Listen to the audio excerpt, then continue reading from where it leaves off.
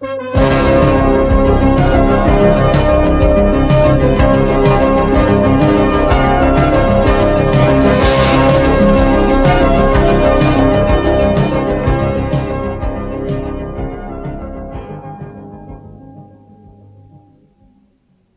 to another edition of Power Talk. I think you're going to especially enjoy this session, and I think for a lot of reasons. Number one, the person you're going to have a chance to visit with, along with myself, is a very, very special man. He's brilliant, and brilliant in an area that I think can really make a difference in your life, no matter how successful you already are.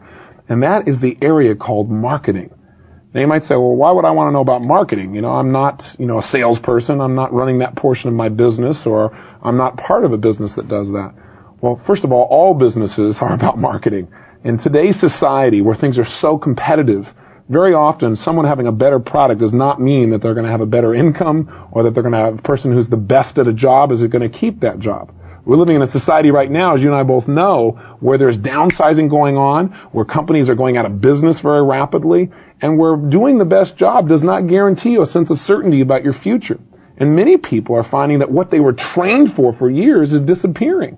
So I think a power talk that doesn't just inspire you, but really gives you some fundamental tools on how you can take control, how you can create a competitive edge for yourself, how to market yourself, or how to take the business you own, if you own one, and market it more effectively, is one that is extremely timely and one that I think can make a difference in your life. The secret, of course, for me was, okay, if I'm going to do this subject, I could talk about this, or I could bring someone in who I have tremendous respect for, who I think is one of the best in the world in this area, and I chose to do that. And we're going to get a chance then to visit with a man by the name of Jay Abraham. And Jay is a phenomenal human being. He's quite articulate. In fact, he may use language that'll leave some of us in the dust. I'll have to make sure if he uses some terms that I'll be the person to interrupt and say, what does that mean? But he's an amazing man. He is a gentleman, for example, to give you a perspective, who's taken part now in more than 10,000 businesses. More than 10,000 companies are using his principles to run their businesses successfully. He's earned more than $20 million just from his consulting fees in the last 20 years by adding value to companies, by coming in with a brand new perspective about how do you get your message across, how do you get people to want your product or service. So I want to get across a couple things to you. Number one is you listen carefully for those distinctions that will relate to not only where you are today in your life, but where you will be in the future. Today you may not own a business, but what he's talking about how to market a business, you can relate to a future business you may own, or you can relate to the idea of marketing yourself within your own company so you are valued. So if there is a downsizing that occurs, people will see the real value that you have. And the principles he shares are also quite fundamental. They require us to think differently. So I can tell you all about his accolades in terms of his write-ups in the LA Times and Success Magazine and the founders of Federal Express. But I think what's more important is who this man is and what he can share with you. So without any more platitudes, I think I should invite him into this conversation. Jay, thank you so much for joining us. Thank you, Tony. Listen, we're here in San Diego, so you may hear some jets flying over our head because we're right next to the Top Gun school, which is kind of appropriate dealing with you, sir. You are a Top Gun. I understand now that you charge $3,000 an hour for consulting, and most of that is done by telephone. You're not even there in most cases. Your seminars often cost between $5,000 and $25,000, depending upon how many people you allow to be in there. What makes you worth this kind of money to businesses and individuals? What do you do, sir? I teach almost any kind of business or professional, Tony, how to harvest the windfall profit that's sitting in every business, and most people don't allow themselves to mine. I teach people how to turn one-shot sales into ongoing, perpetual streams of income, and I think I teach them how to have a lot more fun basically competing and gaining competitive advantage over everybody in their marketplace or in their industry. I've heard you say many times that you think that virtually every business you've ever looked at, and you've looked at more than 10,000, has between, I think you said, 10,000 and $1 million of asset, of dollars that are just sitting on the table that they really aren't seeing. And quite honestly, when I first read some of your materials, I thought, this is like a lot of hyperbole. But as I've gotten to know you personally throughout the years, and as I've seen the hundreds and hundreds of cases, I mean, you really have consistently produced those results. Where is this money? Where do we find this within our businesses? Is it really there? Yes. It has to do with an interesting aspect of leverage that not 1 in 1,000 business owners, CEOs, or accountants ever recognize. It's the intangible assets. And that means the advertising, marketing, sales, goodwill, customer relationships, distribution centers, and expertises that a company possesses, and ways they could infinitely more effectively, productively use them to their advantage. So let's talk about what that really means. You know, Peter Drucker, like most business people, we're both pretty good fans of his, and he says that really there are two questions in business. Question one is, what business are you in? And question two is, how's business? And he said, that's it. I would say there is probably a third question, with all due respect to Mr. Drucker, and that is, how do you improve business, which is really the question you tend to answer. He also said that all businesses, they're designed to bring in a customer. That's the only purpose of a business. That's right. And that can only be accomplished through marketing and through innovation. That those are the only two functions of business, and that everything else is an expense. That's true. So tell me, let's say you're going to walk into my business tomorrow. You're going to walk into a local entrepreneurship. What would be the first thing you'd sit down to show them how to, quote, harvest these profits that aren't there? What would you do? Let's make this practical. Maybe Sure. give us an example. Oh, absolutely. Well, I mean, I can do an inventory right now. I can do a little self-audit. Would that be useful? Sure. Okay, the first thing I look at is, what are you doing that you're not getting leverage enough out of? What does that mean? Well, it means this. Every business, knowingly or otherwise, is engaging in certain money-rendering, selling, or customer or prospect generating processes they don't even recognize, let alone measure and analyze. Until and unless they recognize what they are and they measure how they're doing, they can't begin to see how much better they could be performing. Now, let me stop and talk a little bit about leverage in the new context that we're going to talk about. Okay. Most people, particularly people who have a financial bent, think of leverage as having two quotients to it: upside potential, downside risk. That happens when you buy real estate. That happens when you lease a piece of capital equipment. That happens when you buy any other kind of an investment with a little or nothing down and a future payment obligation. I don't want to deal with that. I want to deal with the most wonderful kind of leverage each and every business person, and probably almost everybody who is gainfully employed in any activity to an employer has, and that's upside leverage, parenthetically.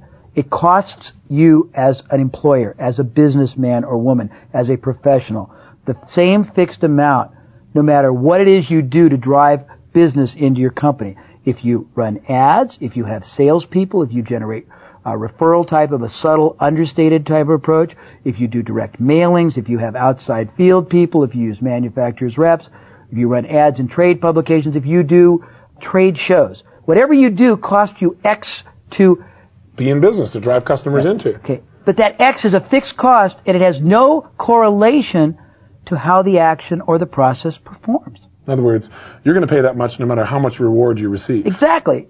The same ad that cost you $10,000 in tomorrow's Sunday LA Times can produce one order or call, 10 orders, 110. The same mailing piece can pull 0.5% response, 3%, 10%. The same salesman or woman can close 1 out of 25 people called on, 1 out of 15, 1 out of 5, 1 out of 2. Correspondingly, that's only the first layer of this wonderful upside leverage everyone has and few people recognize. So explain to me for a second then, so you don't lose me or the group here, so I understand exactly what you're saying. You're saying in most investments, I'm going to invest my money and I've got a potential return, but I've got also potential loss. You're saying in a business... Most time, that loss is very imminent and very frequently occurs. Okay, so in other words, there's a great chance that I'm going to lose my money in the investment unless I'm going to get a very small return. I'm going to put it in a savings account or a money market or something like that. But if I want to get a large return, a decent return, if I want to get a 20% return or more, I'm going to be aggressive and I have a great chance of losing my money or a portion of my capital. You're saying in a business, because of the power of marketing, there are ways of leveraging my money where I get a 20 or 30 or 40 times return for my money. Or 200 or 400 or 2,000. Which I'm really not going to find in a passive investment per se. Well, particularly with zero downside. Now, how do you get zero downside? I know you talk about this. Well, you often say that, listen, if you want to really develop wealth, the way to do it is through, your own business, as opposed to passive investment, because the upside is so much greater and there's almost no downside. And yet, the reality that we read every day in the newspaper tells us that 2 out of 3 businesses that begin 5 years from now are going to be around. So, that's exactly right, because they don't use any of these dynamics. Okay, so tell me what you mean then. How do we achieve this leverage and at the same time produce the level of security you're talking about? Okay, well, first it comes from analyzing, measuring, identifying, and then replacing certain underperforming aspects of your selling, your marketing, your advertising operations with alternatives that perform better. And that's what you're an expert really at doing. I would say so. Yeah. Give me an example where you've done that so we get some kind of a frame of reference. Give us an example where a portion of a business was underperforming or the marketing was underperforming. You came in. What was the result? Okay, I'll give you 2 or 3 real quick. Okay. First of all, I got to give you a reference frame. You got to think about what could be underperforming. The salespeople could be underperforming. Okay. Their presentation could not be closing. Okay. Their direction, the markets they're going after. There's all kinds. You could be having your salespeople work their heart out, but calling on the wrong quality prospect. Okay. You can have them working their hearts out, calling on the right prospects, but making the wrong proposition. You can have them working their hearts out, calling on the right prospects, making the right proposition, but not having the right risk reversal to induce people and make it easy to reduce the barrier of entry. You can have all kinds. You can have an ad going off without... I'm going to come back and ask you about risk reversal later, but go ahead. You can have an ad running or a letter going, and because it has the wrong beginning or no beginning, it can underperform its capacity by as much as 20 or 30 times. So I'll give you a couple examples. Years ago, I worked with a brokerage firm that was selling precious metals. They ran ads in the Wall Street Journal. They happened to have had a relationship with a bank that was bank finance. They ran ads for bank finance purchases of silver and gold. The headline said, 2/3 bank financing on silver and gold. When they ran the ads pulled okay. They brought back a profit. The salespeople made commissions adequate enough to stay. The owners made salaries. The overhead was paid. They had money left to keep running the ads. They were happy. Right. But they hadn't questioned how much higher is high. In other words, what's the real ultimate leverage if these ads could pull more? That's right. If we could improve them. So they began to accept it because it was profitable, as opposed to raising the standard to say, I want a 20 or 30 times return. And that's not only possible, but there's a way to do it. I'm going to find it. And that's what you helped to do. Now, how did you do that? Well, I immediately asked them if they'd ever tested headlines. By the way, most people try to redo ads. That's the most inefficient thing in the world. If an ad basically pulls, the first thing you change is the opening statement. In a fixed print ad, it's the headline. In a direct mailing, it could be a headline, it could be the opening phrase. In a direct selling situation, it's the first paragraph you as a salesperson utter. Same thing if I walk in your retail store. It's the first group of words the person who meet them utters, or anything in between. That whole frame of reference is burned out, but true, that you don't get a second chance to make a good first impression. Mm-hmm. So you change that first impression. Right, and the trick is 2 things. The goal is to make the first statement a statement of the powerful self-serving result the prospective customer is going to receive from availing themselves of your product or service. So this is something else that I've heard you talk about many times, which is that most people think people are buying a product.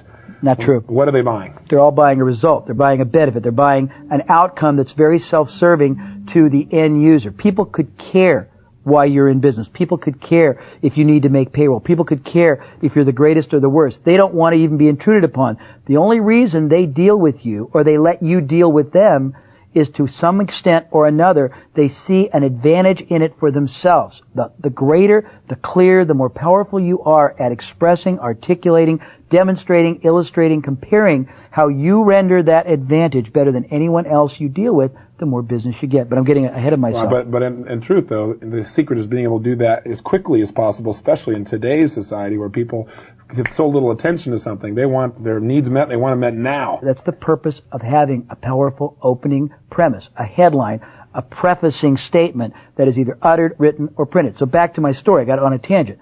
This company had never tested headlines. They were doing great, they thought.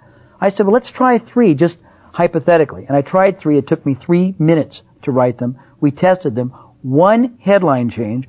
1 did a little bit better, about 10%. 1 did about the same. It was negligible. 1 improved the yield of the ad they were running by 5 times, or 500%.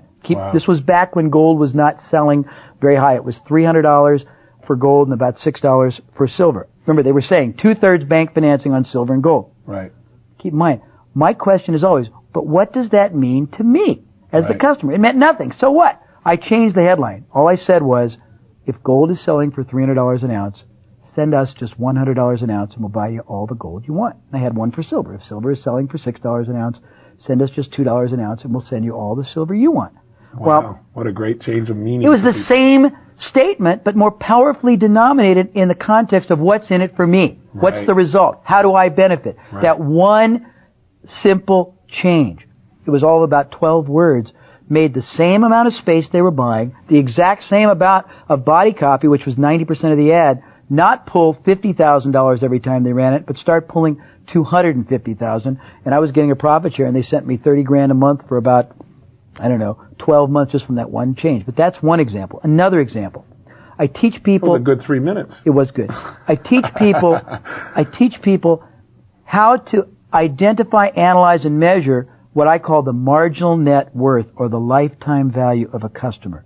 When I meet people, I ask them a couple questions, and it's pretty amazing. The first question I say is, in a minute or less, tell me what it is about your business that gives greater advantage, greater benefit, greater result to your customer than your competitors. And most business owners will say nothing, or they'll say quality, service, dependability, everybody says, which is negligible, or doesn't mean anything. Well, the next thing I ask them, and I'll get into that later, the next thing I ask them is, what is the lifetime value of a customer? And they look at me, and I say, well, let me ask you this question. How much do you spend for advertising? How much do you spend on selling? How much do you spend on promotion? And they'll say nothing, or they'll say X, and I'll say, well, how do you formulate that? And they'll say, well, we just sort of allocate it. And I'll say, well, doesn't it make better sense to first of all figure out what a customer is worth to you, worst case, the first time you sell them? If you sell 100 customers, not the best, what's the average worst case going to be that they're going to be worth in unit of sales, and then a corresponding profit?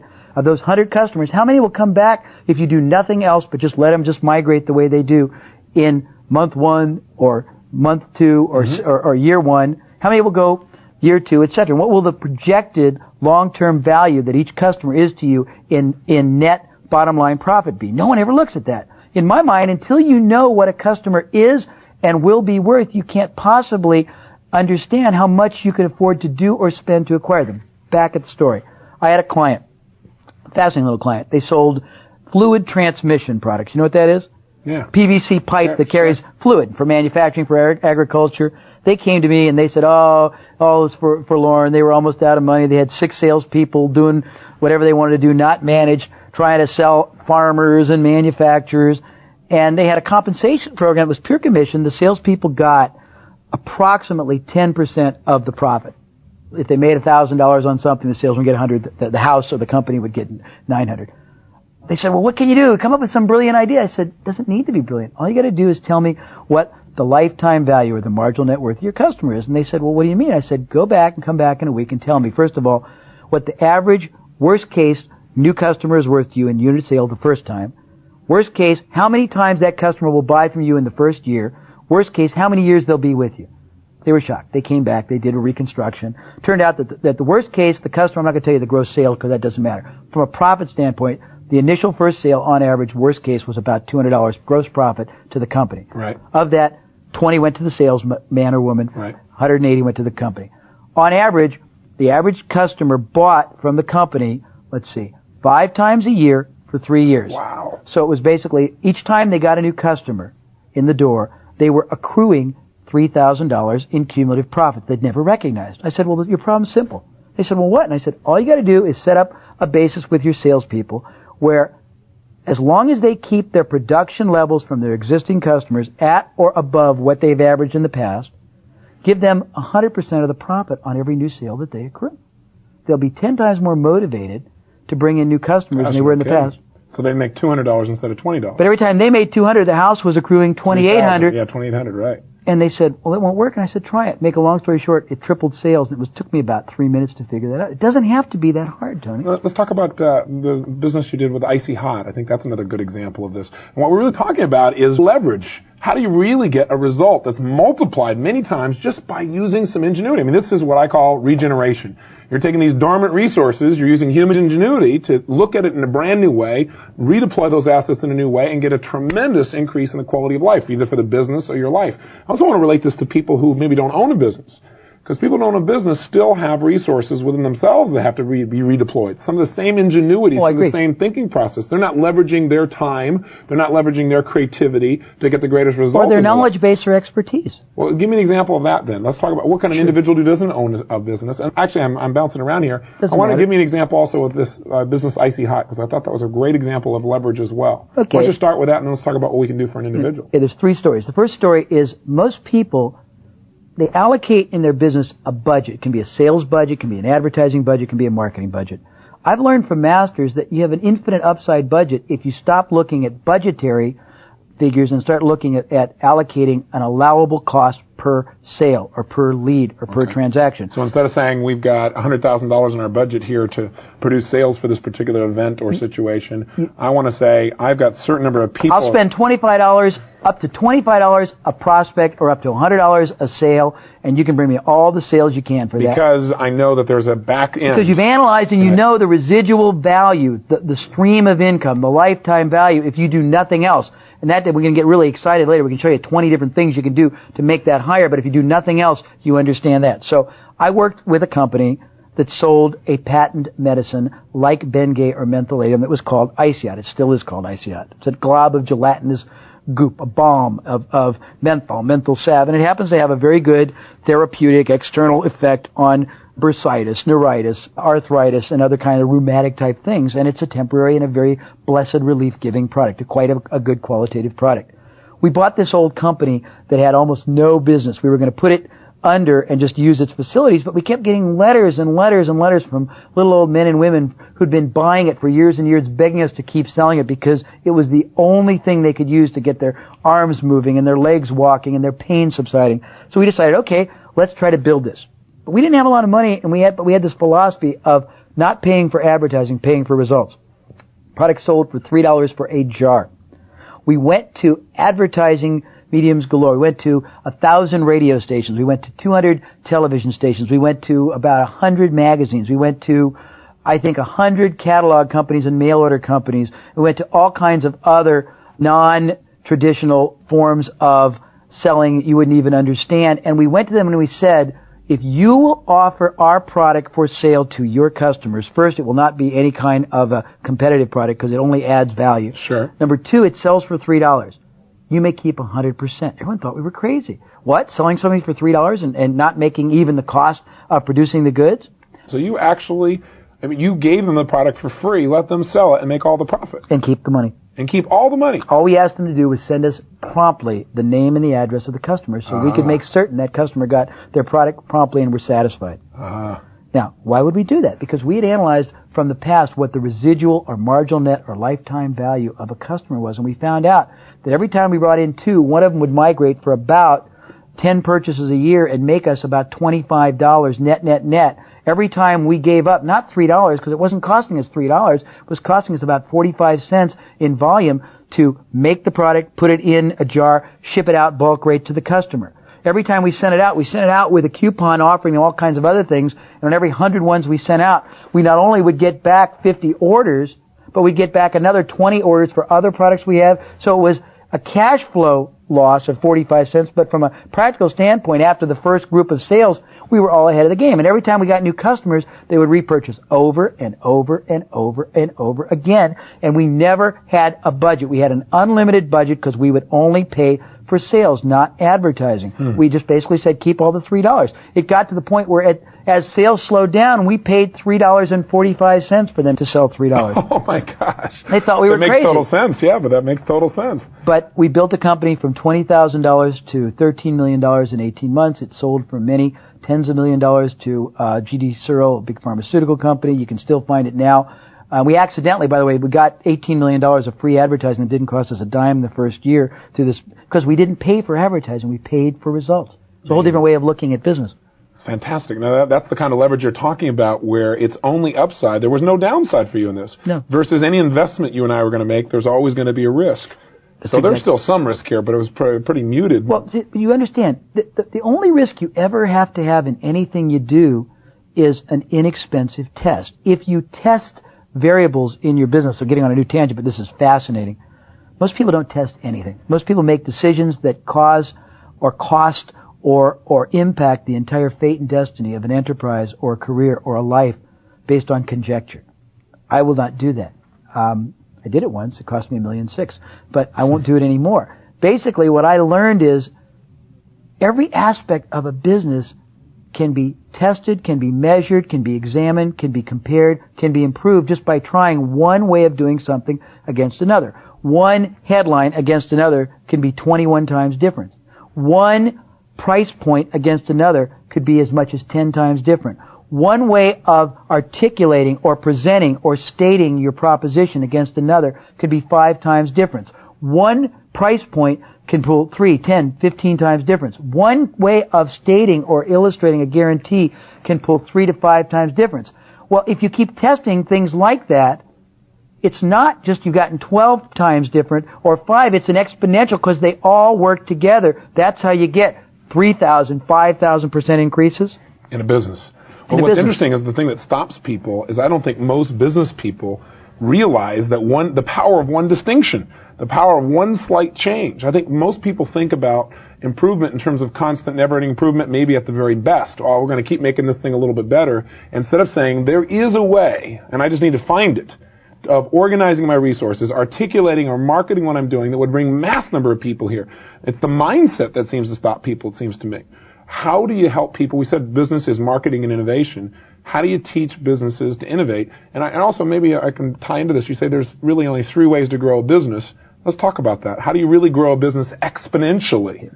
Well, as you know, my biggest plight in life is people don't believe that I can do what I do because they say, well, you can't grow a business and double or triple it in a year. You can't make an extra $200,000 when all we made was $100,000 all of last year. But it's not me. It's a function of how little they demand out of themselves and their investment, human and financial, in their business. So how you grow a business is very simple. There are only 3 ways to grow any enterprise. It doesn't matter what business you're in. You either increase the number of customers or prospects, you increase the unit of sale, or you increase... When we say unit of sale, just for everyone, you mean by unit of sale what specifically? Okay. Whatever people buy. If they buy something from you, you look at what's the average unit of purchase. Do people buy $100? They buy $1,000? Whatever it is, that's the unit of sale. Okay. So you increase the number of customers. That's the first way you can increase your business, grow your business. You increase the unit of sale. You increase the frequency of purchase, or stated otherwise, you increase the residual value that customer is worth to you. So in other words, we got to either figure out how to drive more people in the door, right, or we got to raise our price potentially or get more money each time we finally do make that sale, or we've got to be in a position where we make sure there is a back-end sale, that once they bought that product, they're going to buy our product again and again. So the money we spent to get that customer means little to us because we've got a lot of profit on the back end. But here's the exciting point. Do any one and you can grow geometric. Right. Do any combination of the 3 and you grow exponential. Case in point. Most people doing nothing with no formal understanding of any of these dynamics, principles, distinctions, marketing, anything, left to their own devices over whatever period of time they've been in their business, they have gotten to a point where they have evolved to where they have a finite number of customers, whatever it is, X. Those customers left to their own without any direction, any great sales ability on the part of the companies, any programming, any experimentation. They've evolved to where there's a certain fixed unit of sale that's average, and they buy a certain number of times without anybody doing anything. If all you did was become a little bit more effective, a little bit more proficient, a little bit more adroit at selling, you could probably close a few more customers. And it doesn't take, you probably double it because most people are so inept, but that's not meant to be disrespectful. It's just a statement of, it's like what you've experienced with 10,000 businesses. That's right. 99% don't do any of the things they could. So I would say you could probably get almost anybody a 40, 60, 80% increase in category 1, the number of customers, but let's say all you did was get them 10%. Okay. Same thing with the unit of sale. Doing nothing, the average person buys X. If you got them with a little bit of programming, a little bit of value orientation, a little bit of result understanding and positioning people to realize what they were getting out of it as a customer, it's not hard to get your unit of sale up 10%. Right. If people are coming back on their own volition X times a year, if you just program them, if you gave them a basis. What do you mean program them? What do you mean? Well, when people start a buying relationship, you have inordinate opportunity to ethically program people for forever. People are coming to you for guidance. If they favor you with their purchase, it means they trust you. They look to you to have ability, expertise, integrity. If you, at that point, show them the reasons why in their self-interest they should be coming back and repurchasing your product or other services, or the logical extension, what the frequency should be, just connect to them. Or give them an inducement at the point of purchase or on a cumulative basis, like frequent flyer miles or something, to get them to keep coming back at a certain number of intervals. You normally will get many more what I call turns per year, or purchases. And that can be incredibly impactful to growing your business. But if you only increased it from whatever it is now by a lousy 10%, remember we increased the customers by 10%? Right. We increased the unit of sale by 10%. We increased the repurchase frequency by 10%. Okay. What have you done for your business? Remember I said if you do any one, you grow geometrically. Geometrically, right. But if you just increased all three categories by a mere 10%, you haven't grown 10%. You've grown 33.33%. And that 33.33% could be all the profit the business makes, so the profit could be massive. If you grow each one of those categories more, grow 125%, 118%, 122%, the cumulative effect is like 90% increase in your sales. You've gone exponential. And when we get companies to go triple the effectiveness of their selling or bringing in customers or prospects, doubling or tripling their ability to get the unit of sale. And unit of sale does not necessarily mean you raise your prices, although sometimes when you do that, you get more business. It means perhaps bringing together a greater advantage and a better package that sells for more, that gives the customer more sense of value. Or they might buy more. That's right. Or getting them to purchase and commit now and take delivery in lots over the future, but something that gets the unit of purchase to a higher level. That it's easier to be exponential than it is to be geometric. It's easier to grow massively than it is to grow slowly. It's easier to be successful than it is unsuccessful. How can you say that? I agree with you, by the way, but I got to play devil's advocate that's here. Okay. Well, because I guess it goes to the fact that I've seen how few people understand how to optimize their time, their money, their opportunity. The moment you understand that, you got a clear playing field because you can do things that are so much more effective. You can make a dollar go so much further. You can make a customer last so much longer. You can make an activity produce so much greater current, future, and this is going to be wild, reclamational benefit that it's like it's no contest. Well, you've opened up several loops there for me to help close. Let me come back to it then. Now, what stops people from optimizing? Because that's really the term we're really talking about here. Is how do you really optimize? What is optimization? Let's talk about that. Let me tell you what stops them. And what stops them? Mindset, right? Well, I'm going to say this: their expertise. They have too much expertise, too deep. It's the difference between tunnel vision and funnel vision. Most people have been in their career or their field or their business or their profession so long, they know it so well, but all they know is the way that their industry operates. If you look at any field, a widget company, a retail company, a professional practice, a manufacturing industry, almost everyone competing in that industry, every player, every separate competitor is doing plus or minus about 20% the same thing the same way. Some are more proficient, more able, more skilled in a selling, in a marketing, in an advertising, in a reselling, etc.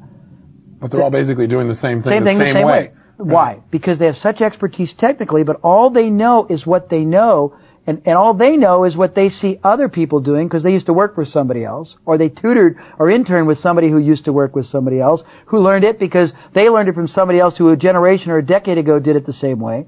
I've been privy of looking at 400 separate industries. When you look at 400 separate industries, you get two things. It's like traveling. You travel outside of Los Angeles, you see there's a lot of different lifestyles than the one in LA. When you travel outside of California, you see there's a lot of different climate and a lot of different values. When you travel outside of the United States, you see that there's a lot of different cultures, a lot of different values, a lot of different work ethics, a lot of different climates, temperatures, exotic things. It gives you a broader selection of choices for your life. And possibilities. Exactly. Gives you a reference frame. You call it many more distinctions. When I got the privilege of traveling amongst 400 separate unrelated industries, I saw, to my fascination, the fact that if you look at 100 industries, almost 95 of them drive their enterprise, bring in their customers, run their operations from a totally different marketing context than one another. In other words, industry A operates from a marketing aspect totally different than industry B. Give me an example. Okay, great. Let's take a manufacturing concern. Most of them basically sell with either manufacturers' reps or ads in trade publications or going to trade shows. That's all they do. They don't telemarket. They don't do direct mail. They don't do joint ventures with other people that already have their customers. They don't basically get endorsements in publications. They don't do any of the possibilities. But certain people, if you look at the basic 10 ways most people drive their business, and when I name these 10 ways, and maybe only be 5 when I tally them, you'll find that every company or every industry they can relate, they can resonate. One of these ways is going to be how 80 or 90 or 100% of their business emanates. Way 1 might be running ads in consumer publications. Way 2 might be running ads in trade publications. Way 3 might be generating leads and converting them through direct mail or through telemarketing or through some other kind of mechanism like a trade show. Mechanism 4 might be telemarketing. Mechanism 5 might be retailing. Mechanism 6 might be a catalog. Mechanism 7 might be a separate subcontract representation. I can name probably 25 if I was asked to. You will find that almost every business has one of them that is the predominant way they drive their business. I see. So that's their primary focus. They don't even understand the other. The real estate industry, they've got a realtor out there who's going to be going out there and doing it using some of these tools. And most realtors basically knock on doors cold, or they run ads that nobody reads and it doesn't have any offer of any benefit or result that's in store for the reader who might want to buy or sell a home, or they stand for 12 hours quietly and silently and vacantly in an open house that no one comes to see. You make it sound so compelling, Jay.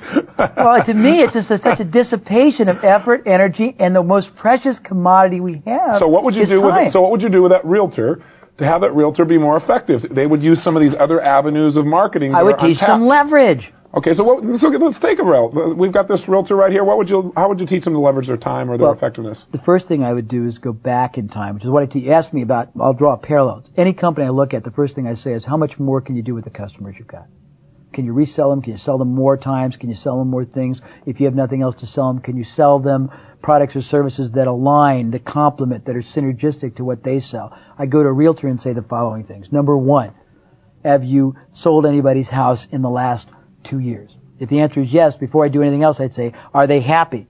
And if they said they don't know, I would say, you obviously didn't do your job correctly, because part of your job is to make them see and seize the great advantage you have rendered them that nobody else could have made.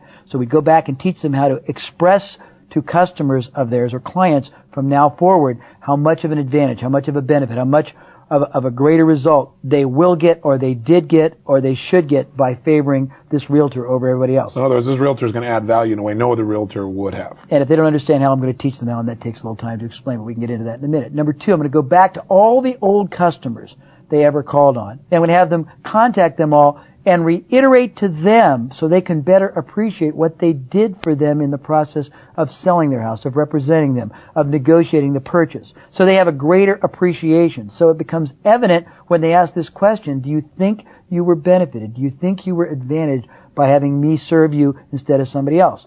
The moment you position them to say yes, you ethically set them up for the next question. And in the scope of your life, Tony, you must at any given point, knowing the moving parade of life, meaning the changes, the continuum going up and down, you must have an inordinate number of friends, of relatives, of coworkers, of church members, of associates who are either, because of changes in their life, because of children moving out, because of death, because of divorce, because of improvements in their stature, are either in the process of wanting to sell or wanting to purchase a home or a second home or a different home. If the answer is yes, and as you just agreed, you feel that I benefited you better than anyone else, the greatest service it would seem like we could do for them, you and I together, is to contact them and at least get them to seek out my best research, professional opinion on what the best strategy of action, what the best approach they should take, what the best sites they should set on would be, irrespective of whether they buy from me or not. And I'd program them to go back and get their customers to sell for them, because that's the greatest leverage in the world.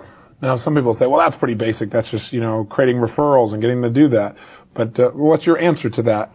Well, when you ask people how they get referrals, most people say, I ask people to give me the names of people I can call on. That's not what I said, Tony. Right. What I said is you go back and you first reestablish or establish for the first time the distinction of the inordinate value you brought to that person, or you will bring to that person, because of the effort, because of the expertise, because of the performance, because of the knowledge, because of the representation you're going to render that no one else could.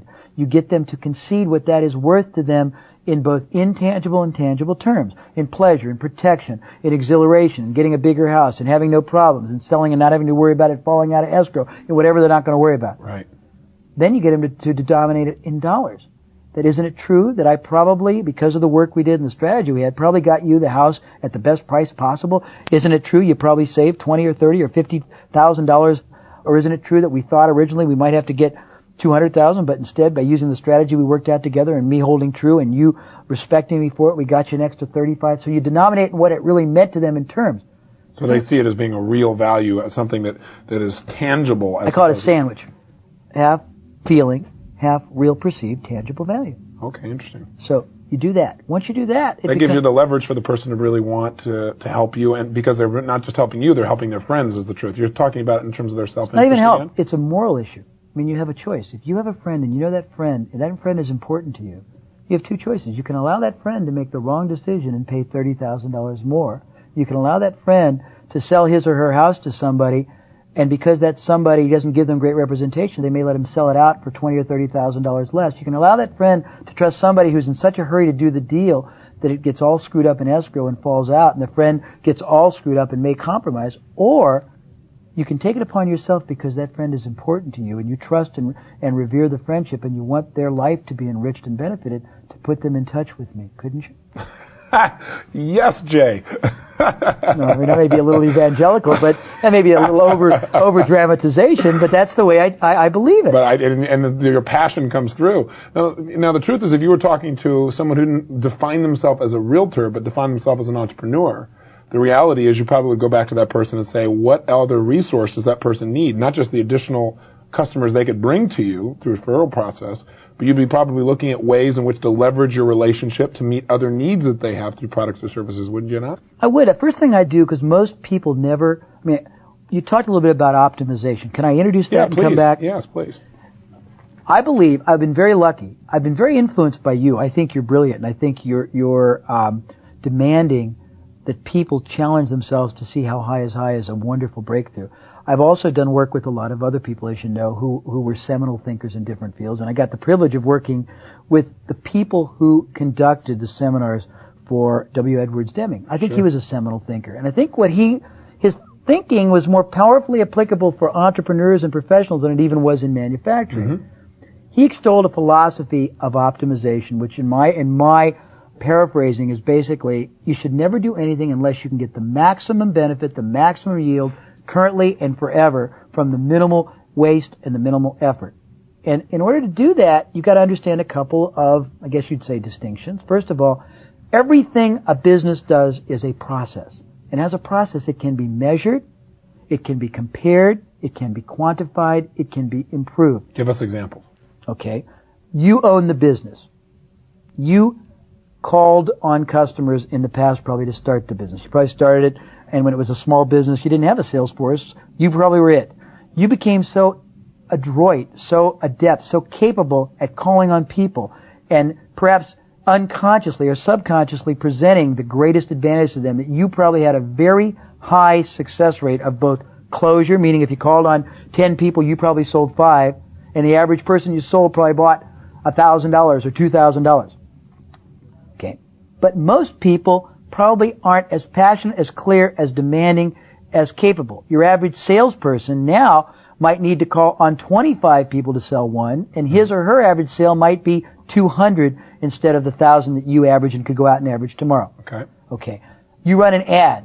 You run an ad in the LA Times. That ad produces 50 responses. You run an ad in another publication, it only produces 10 responses. Those responses come in. One time you'll close 50% through whatever process. Telephone selling, sending out literature, giving them brochures, going in their home, having them come to you. Another time you only sell 20%. Well, there's processes galore. You've got to measure and analyze what processes impact your business, what the dynamics are. There are two sets of dynamics. One, the dynamics that bring action to bear, and then two, the dynamics that impact the dollars that keep flowing in. In other words, certain factors bring more or less people in or convert more or less people. Other factors impact the dollars those people spend and the frequency or the continuation of that expenditure. So you're back end again. Yes. Okay. So you got to measure all that. Okay, so that's one. That's the first principle we got from Deming. Okay, so what you do, you measure it. So whatever you do, whatever you are right now is what's called your baseline. Whatever it is, it is. You know if basically on average, and the key is on average. On average, when you run an ad, that ad, basically you spend $5,000, it brings in $10,000. That's your baseline. If on average, when you make a presentation or you get 250 prospects or 50 prospects come in your facilities, or you call 50 prospects and you convert X is your baseline on average. Right. Whatever the unit of sale is your baseline. You got all these baselines. Okay. Your goal is, first of all, to identify what your baseline is and then identify what the variance is. And the variance is the differing performance levels that occur when other people or other mechanisms are used and some are better and some are worse. Okay. Your goal as a business owner is very simple. It's to raise the baseline and lower the variance. Okay. So how do you do that? Great question. It's simple. You test conservatively differing ways of doing each process to try to get improvement. And when you get improvement, you do one of potentially two things. You either replace what was working or what was your baseline or what we'll call your control process in a category Right. with that which produces greater, or, and this is where people really drop the ball, sometimes they're good enough to find a better control and they drop what was working before. You don't necessarily have to drop what was working as long as it was profitable because it may be impacting a different segment of a trial market. Okay. You may want to build a broad base with different pillars. Right. Is that getting too complicated? No, I think you're on track there. So in other words, one of the things that you've talked about in the past is that if you're going to be effective, not only you got to measure what you've got, you got to know exactly what you can count on, but you've got to be able to find a way to leverage to get a greater result. So everything we've talked about matches That's what gives that. you predictability to your business and future. People don't say, I don't know what I'm going to do in the future.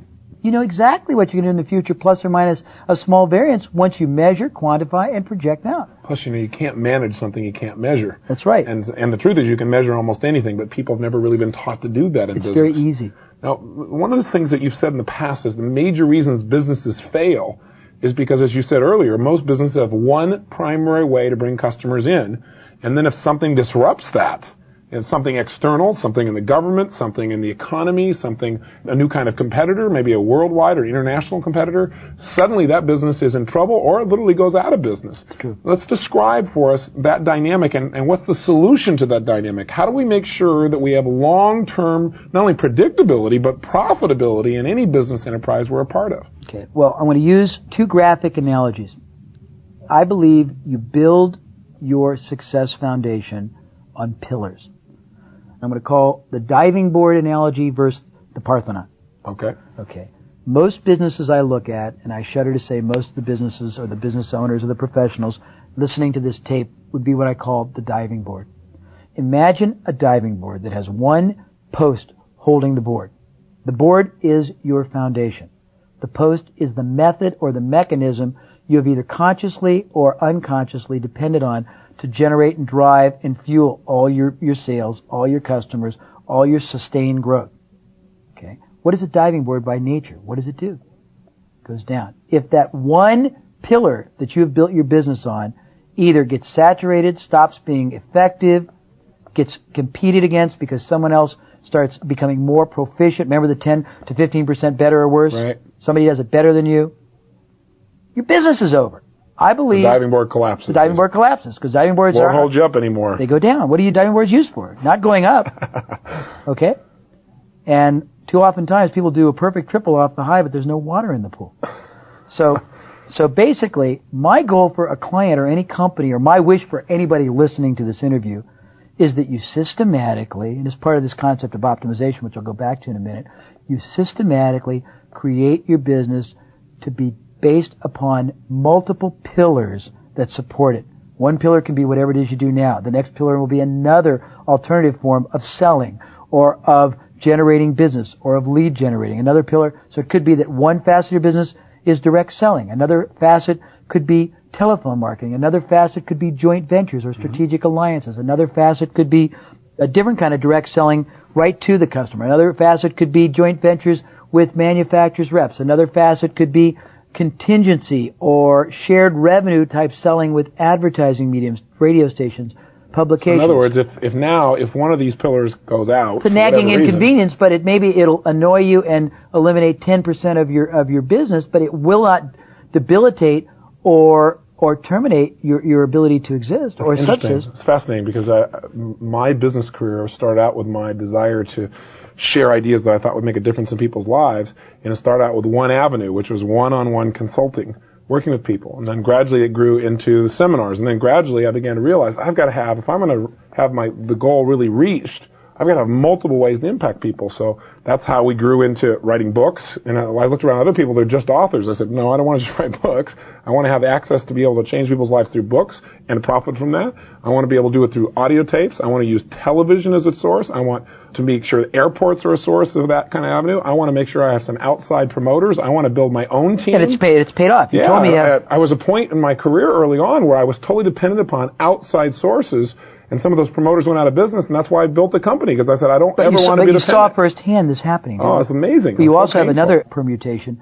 You could have started your business perhaps just working with people who had a bad habit they wanted to end. But now you appeal to a broad spectrum of different... Not only did I get multiple channels of distribution, but I said I want to help people emotionally, I want to help them financially, I want to help them physically, I want to help the predominant, most important areas. I want to be able to help turn businesses around. So you're the personification of that. That's interesting. That's really interesting. And the most important... It gives you, the thing I can say to those listening is it gives you unbelievable certainty about the future, because that's real security, isn't it? I mean, it's unbelievable, because you have so much critical mass, you have so many ways to add value to people's lives.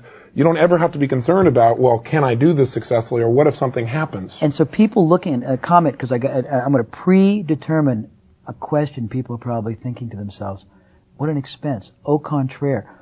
I approach every pillar as what I'll call an innovative profit center. Okay. You should never do anything that doesn't produce a profitable outcome for you, that doesn't basically dovetail together, that doesn't reinforce and make everything else you do even stronger. Synergistic, exactly. So when you do that, that's what gives you this incredible... Let's give some people some examples. Give us some examples with some businesses that had the diving board metaphor. They had one basic pillar holding them up, and you helped them to build a Parthenon of strength and endurance. Can I tell you how profitability? I'll tell you how we grew back in the high inflation days.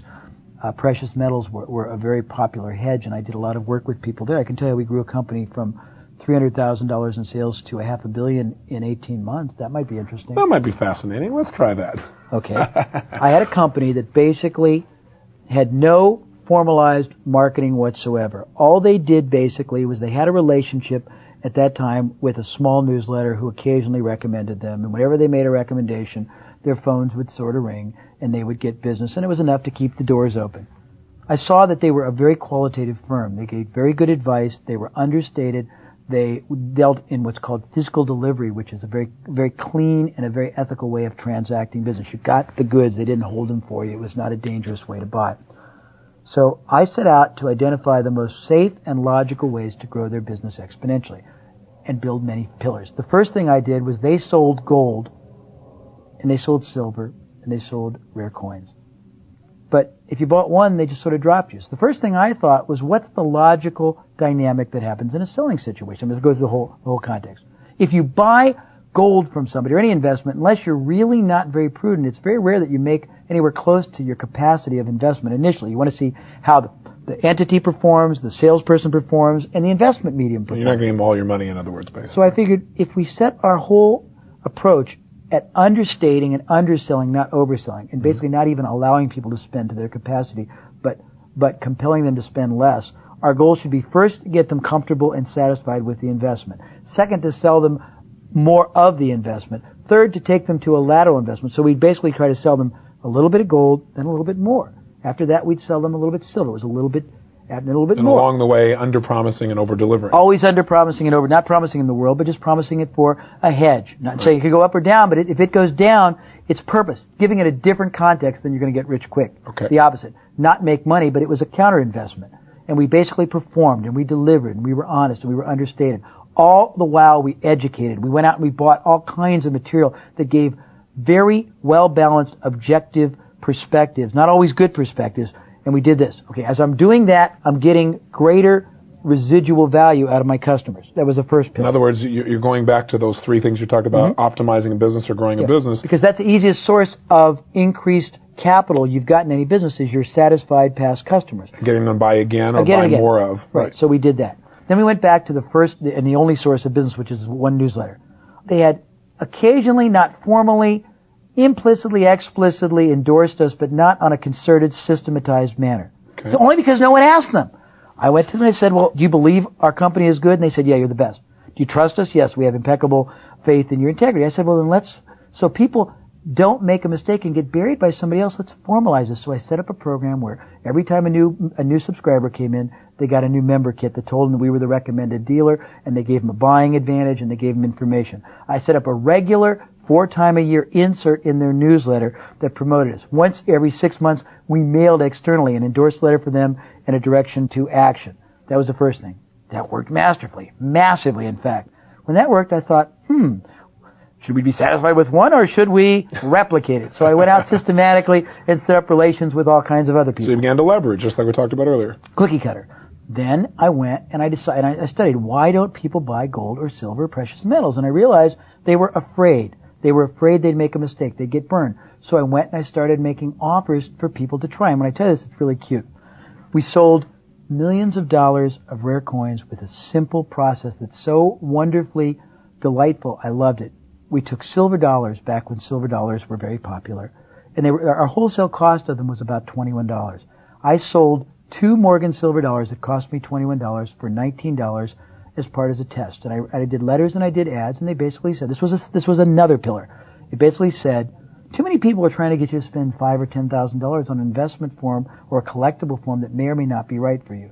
We don't think that's correct. We think you should first get comfortable. You think you should study for yourself privately, the case, the investment. So we went out and we bought $100 worth of research reports, all kinds of interviews with all kinds of respected, unimpeachable experts, but we were able to reproduce them in mass quantity for like $3. Right. And we paid just royalties for them. So we gave them $100 worth of information that was unduplicatable, including interviews with people who thought gold, silver, and rare coins stunk, because we wanted to be balanced. We wanted to make their own. Great. We gave them the rationale historically. We gave them an Austrian School of Economics perspective. We gave them the downside, the upside, and we sent them 2 coins because we felt you couldn't understand why all the interest unless you held them in your hand. You saw all the historic significance. You thought about what happened back 100 years ago. You saw the unbelievable mystical effect silver could have in your hand.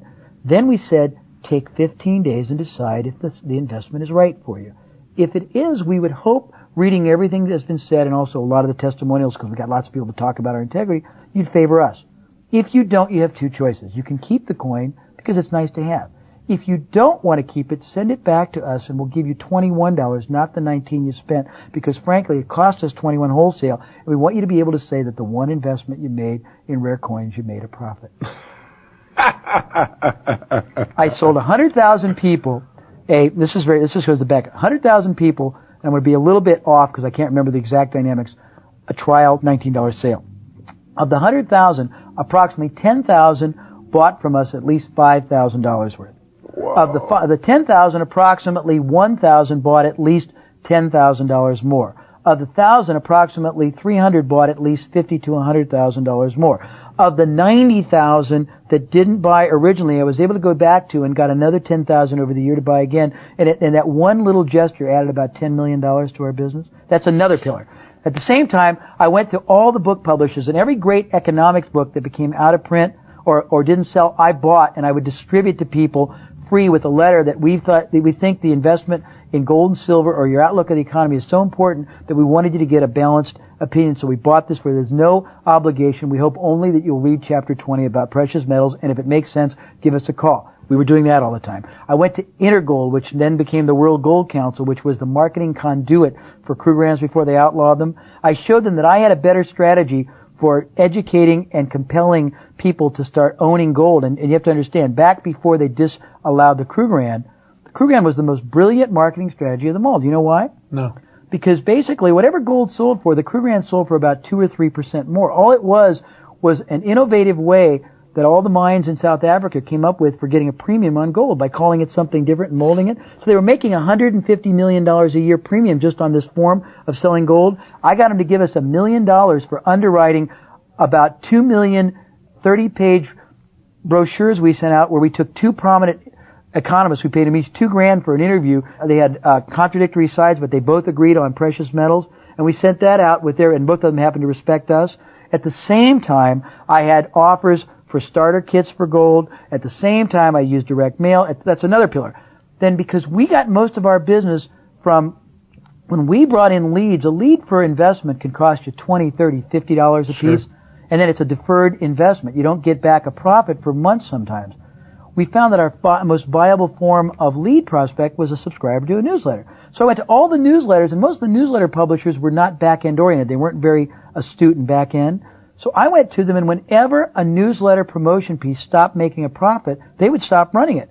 we would take over running it at a break even as long as they gave us joint tenancy of the names, they gave us absolute endorsement, they gave us inserts in their newsletter, they put us in their starter packet. So we, instead of losing $25 on a lead, would start breaking even and making a profit. And I had like dozens of these things happen concurrently, and they all coalesced. And the total for the business again was what? Well, it got in its peak year. It went from 300,000 to 500 million in 18 months. Now, I should tell you, it's a little misleading. We only made about 25 million because it's a low margin business, but it was very profitable. Interesting. Is that a good enough example? I think it's a fairly good example. So it's basically not being content. If I had just basically contented myself, and I made $2 million from the transaction, so I should tell you, if I had contented myself with only operating the one pillar they were doing, I would have made on my variable compensation literally about $2,500 that year. So the difference was what, 100 times? Amazing. It was easier to do, and it was harder to kill the business. I stopped working with them, and those programs, you talk about critical mass and velocity, they kept working for them for 2.5 more years before they had to replace them. A lot of people listening right now are thinking this is fascinating. I think some people say, well, gosh, you gave them the coin. That's the puppy dog close. They had it in their hand. They were stuck there. You're inducing reciprocation. But the truth of the matter is that you can pick all the stuff apart. What's most fascinating is the intensity and passion in which you've hit all of them. In other words, you're figuring every single tool and how do you maximize. You're coming back to optimization. So maybe you should describe again, what is optimization? And let's also see if we can now relate to somebody who doesn't own a business who right now might be in trance going, this is really wonderful, but I don't own a business. I work for somebody else. How do we make that happen? First thing is optimization, in my mind, is the process of getting the maximum yield for the maximum duration of time from the minimal investment from everything you do today, in the future, and this is really interesting, from everything you've ever done in the past. And from everybody and everything you ever come in contact with. Not just your business, your current and your past employees, your vendors, your current customers, people you don't sell, suppliers, distributive lines, your location you're at, everything. So start with that premise. Here's a quick summary take on my theory. Until and unless you can form a clear and distinct and accurate picture of what your vision for the business has to look like at the end. And I don't mean when you die or when you sell it. I mean when you get to wherever you're trying to go. Right. Until you have that clear and defined and not abstract, not just successful. Precise outcome. Exact. Precise outcome. You can't possibly build or fulfill or achieve your dream for that business. And the trick or the secret to building your vision is to master this art of optimization. Optimization is learning how to maximize, not minimize, every asset. And keep in mind, the greatest assets you have in your business are not on the books. They are intangible. We'll get into that in a few minutes. Every contact, every opportunity, every relationship, every distributional channel, every employee, every piece of capital or human capital you have. Most people I have observed minimize instead of optimize. And right now, the business environment demands this. This is why we're seeing companies that are downsizing, that are re-engineering the corporation, saying, let's look at every part of our business and figure out how to do it more efficiently than we've ever done it before. Exactly. Most people don't even identify or recognize all the areas or opportunities or options or pillars, as you say, for optimization that are available to their business because all they have as a point of reference is what they do in their business, this tunnel versus funnel vision. You can't optimize until you first recognize the assets, the opportunities, and the options available. If you don't know what's possible, you can't be expected to do it. So you got to first of all stop and say, what is possible? How many better and other and additional ways could I be doing something that would work as pillars in my business? So part of why people bring you in is because you tend to see or have multiple ways of looking at something like that based upon your background of working with so many different types of businesses, so many different types of industries. I give it a CAT scan perspective based on a much broadened knowledge base. But people could also, just to be fair, because our outcome in this tape is also to certainly have people to utilize your resources where appropriate, but also for them to realize that if they just start with a belief system, that there are hundreds of other ways to do it, instead of continuing doing it over and over again because what they're doing is working at a certain level, just like the ad, or not working, that there are those other ways. If they don't change that mindset, it seems like nothing else really matters. You're getting ahead of me, but that's exactly true. You must learn what strategies allow your business to take best and maximum advantage of the greatest opportunities you have. And again, this is part of this understanding and this acknowledging and awareness of how many other possible ways other people, other businesses outside your industry operate. I call this forming for yourself an optimal success strategy. And you can't forge an optimal success strategy until you first develop, as you said, a different philosophy to operate your whole business and life by. Well, let me clarify something now, though. There are many things in your business which are not, they don't provide the maximum return, and yet all these small little returns. Well, it's an integrated comment. You're right. Okay. It's like Deming said something. It's like certain parts of an enterprise may give their life for others. It's not, you can't be judged out of context. It's an integrated statement. In other words, I've had businesses where we purposely acquired new customers at a loss because we had analyzed the residual or the lifetime value, and we knew that every time we lost, like the Icy Hot example, $5, we really made $500. Right. Every time we gave a free service, we didn't really lose money, we accrued an incredible benefit. So you got to look at it in an integrated, either holistic or totalistic context. Right. Okay. So you got to form an optimal strategy. You can't do that till you develop a whole different philosophy to operate not only your business but your life by, because it forces you to be totally externally focused, totally, I'm going to use the word service or benefit to other focused, and people have to realize that whether it's avaricious or not, the most self-serving thing you can do is to learn to be selfless. Serve others, and no matter what you do to try and serve others and help others. And subordinate totally your own needs. Right. Okay, so you can't forge a better philosophy until you first change, and this is where you're brilliant, your mindset, replacing blocks and impediments and limiting beliefs with empowering ones. Right.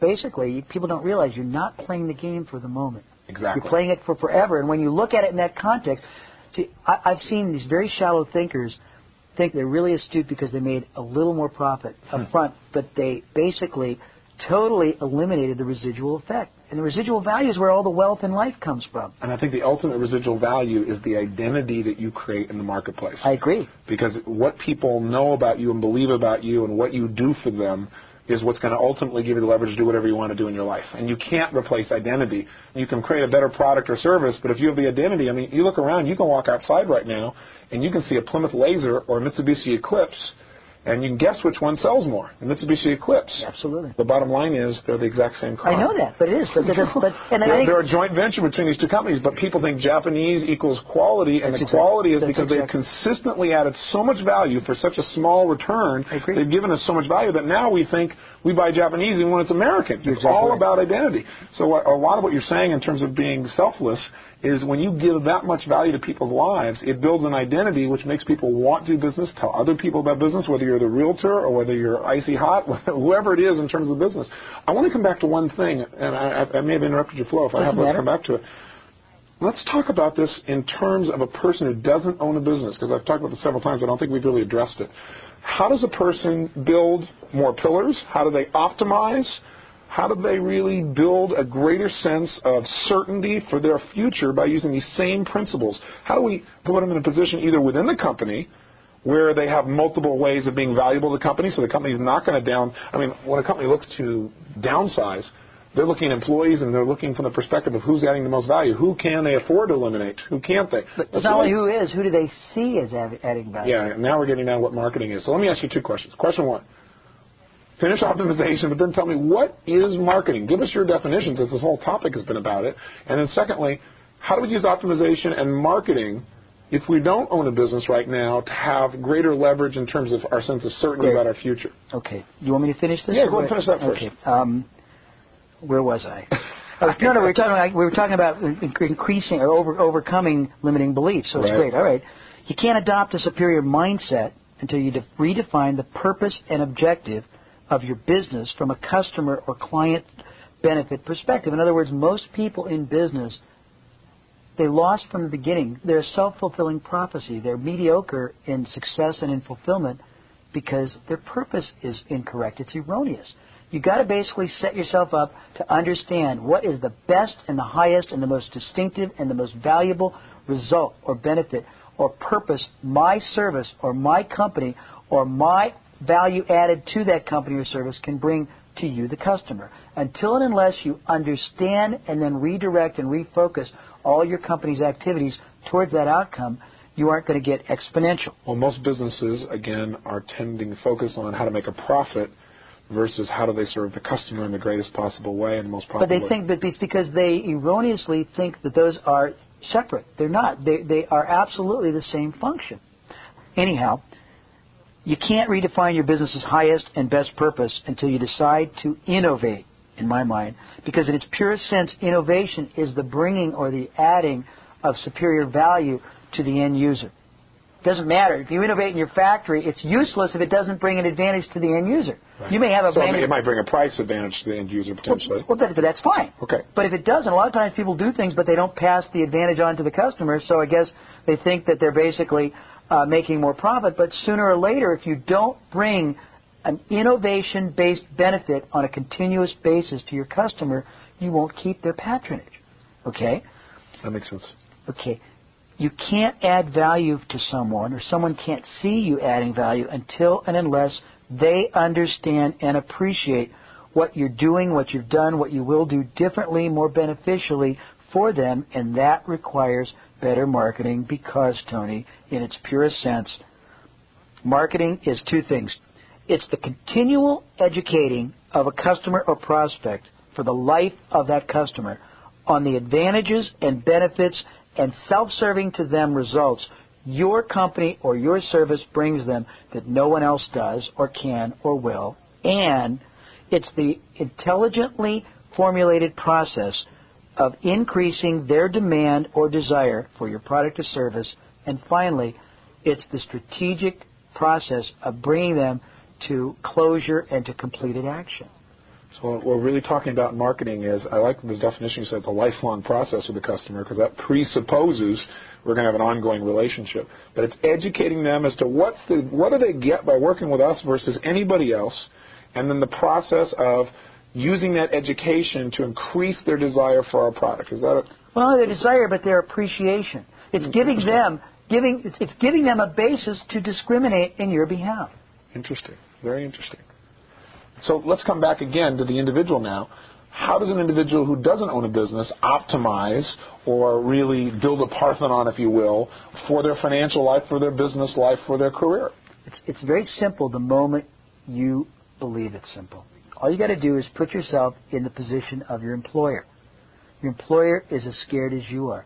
Your employer, if it's privately owned, it's a man or woman or a group of investors who have sunk enormous amounts of capital and human capital into it. They are very eager to see that investment continue to pay out. They are hopeful it'll pay out long enough they can retire. They probably are very eager to see it pay out long enough they might even be able to sell it. As soon as you help give them their outcome, they will love you, treasure you, and never want you to leave. How do you do that? By identifying greater, more effective ways they can make their enterprise throw off greater profit. They can get more customers from the action. Just doing the same thing I suggest that any business owner do, but do it as a de facto business owner. Identify what they are. First of all, figure out how many other better, more effective ways you can get customers. You can convert prospect to customers. You can increase the unit of sale. You can increase the frequency of sale. Other things you can do with customers or with prospects who are inactive. When you've identified what those are, go to your employer, and because you'll find once you understand these, they are so much more powerful by and large than anything your company is doing, that the moment or within a few weeks or months of implementing them, they bring such advantage to your business that you don't want to necessarily reveal them to your employer until you effect the right structure. You go to your employer. I assume that means economic structure for your added value. That's right. And I'm giving you both sides of the transaction in this interview. Great. You go to your employer, you make them a very simple proposition. You ask them if on your own time you are able to identify, to organize, to implement in the most conservative manner so it's no threat to the company. No risk. No risk to the company.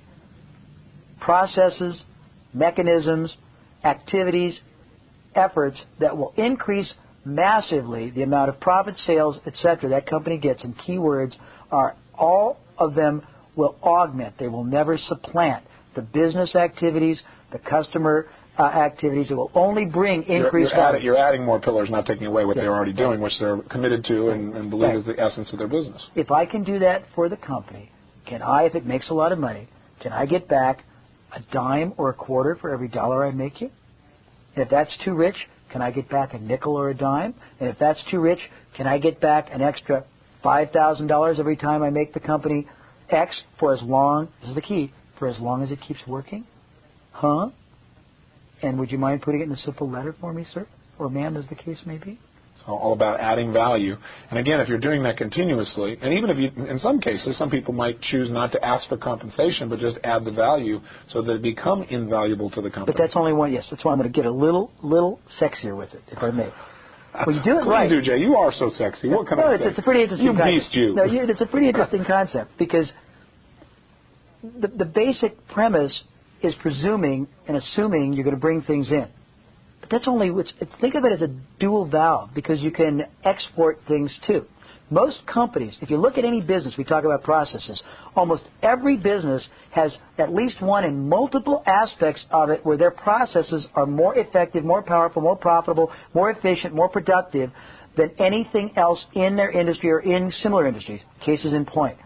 Certain companies have got their manufacturing structure down where they get greater efficiency per hour or per manpower or per 100 square feet. They get less wastage. They've got greater ways to do things. They have greater tax advantages. You can take those techniques that are being used internally and you can license or sell or rent those to other people outside of your... Give us an example. Well, I'll give you two examples. I had a car wash one time. The guy came to me to try to improve his sales. In looking at his operations, I realized that his process of getting people to take the hot wax and all the other options was about 3 times better than almost any other car wash in the country. And I said, why don't you sell that technique to other people? And he reluctantly tried, and he ended up getting 1,000 car wash facilities to pay him. I think it was like $100 a month to use his way of articulating the option of the wax so that like 3 times as many people took the wax option. That was all profitable. I had a realtor one time she was a very hot realtor who sold 3 offices to a big like Coldwell Banker or Remax or Century 21, and she was great at listing. She was great at listing. And she was sitting on her thumbs trying to figure something to do after she sold her business, and I got her to take the techniques she used to list and teach other people outside of it. And the first one she did, she made $60,000 in 3 days teaching people at $1,000. Do you want more?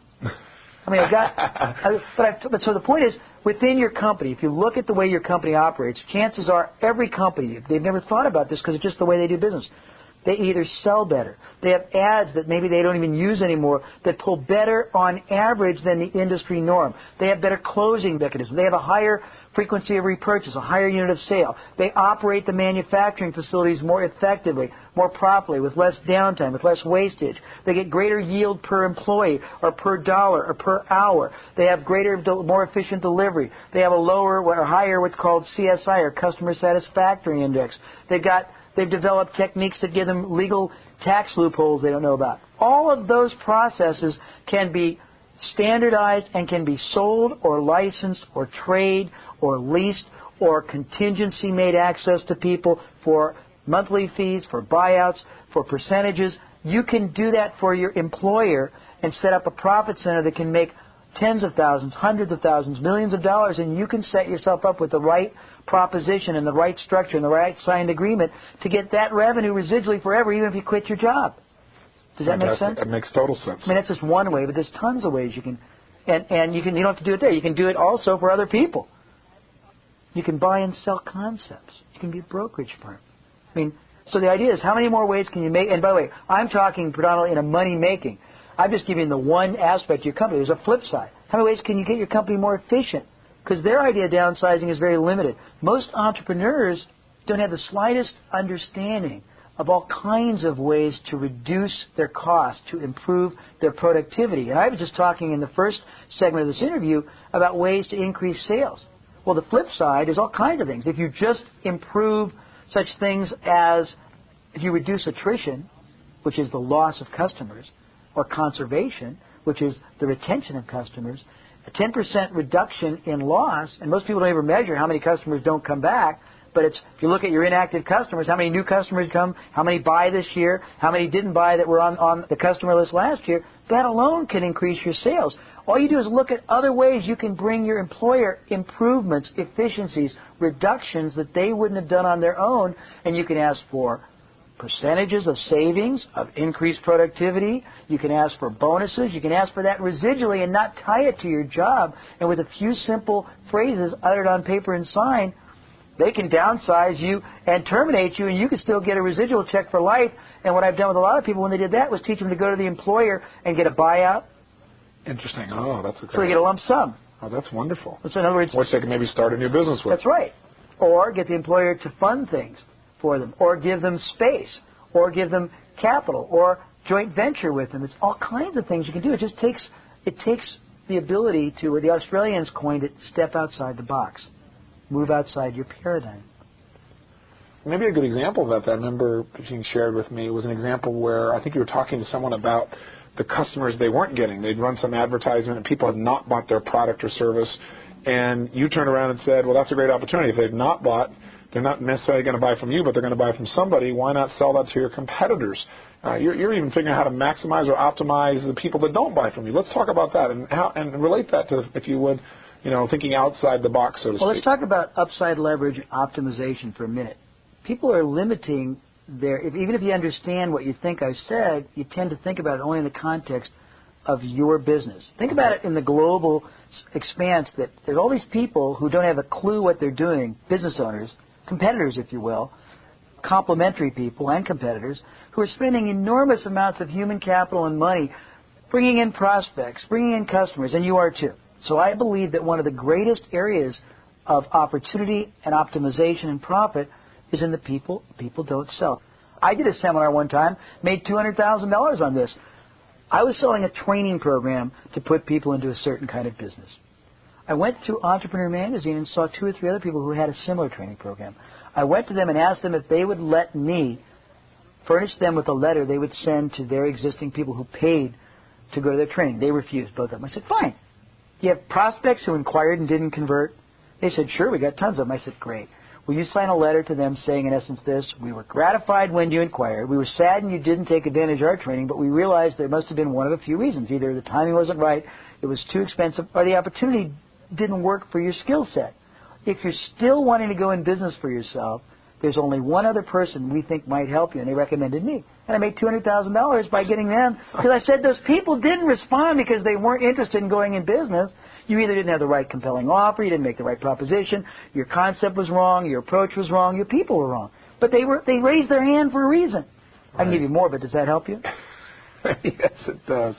So that's part of thinking outside the 9 dots. What makes you think the way you do, Jay? I mean, what is it in your background? Tell us a little bit, how do you become the marketing guru, per se? Where do you get this thought process that you have? I mean, now I understand you've had so many exposures to so many different businesses, but where did it start? I'd really be curious. It started very accidentally. I said to you earlier, I had a background being an absolute business transit. I've done so many unrelated things in my life. For example, I was a cost accountant. I sold electric shavers. I leased trucks for Hertz. I sold radio advertising. I ran and sold dry cleaning, uniform rental, and I bet you don't know what dust control is, do you? No, I don't. So in the Midwest, you rent mats and mops to wipe people's feet in businesses so they don't traipse it over there. It's a very lucrative business. We did uniform rental. I was in the sway cleaning. I was in the 8-track stereo tape duplication business. I was in the real estate business. I was in the affinity travel business. I was in the association business. I was in the patent medicine business. I was in the chemical business. I can go on and on. These were jobs?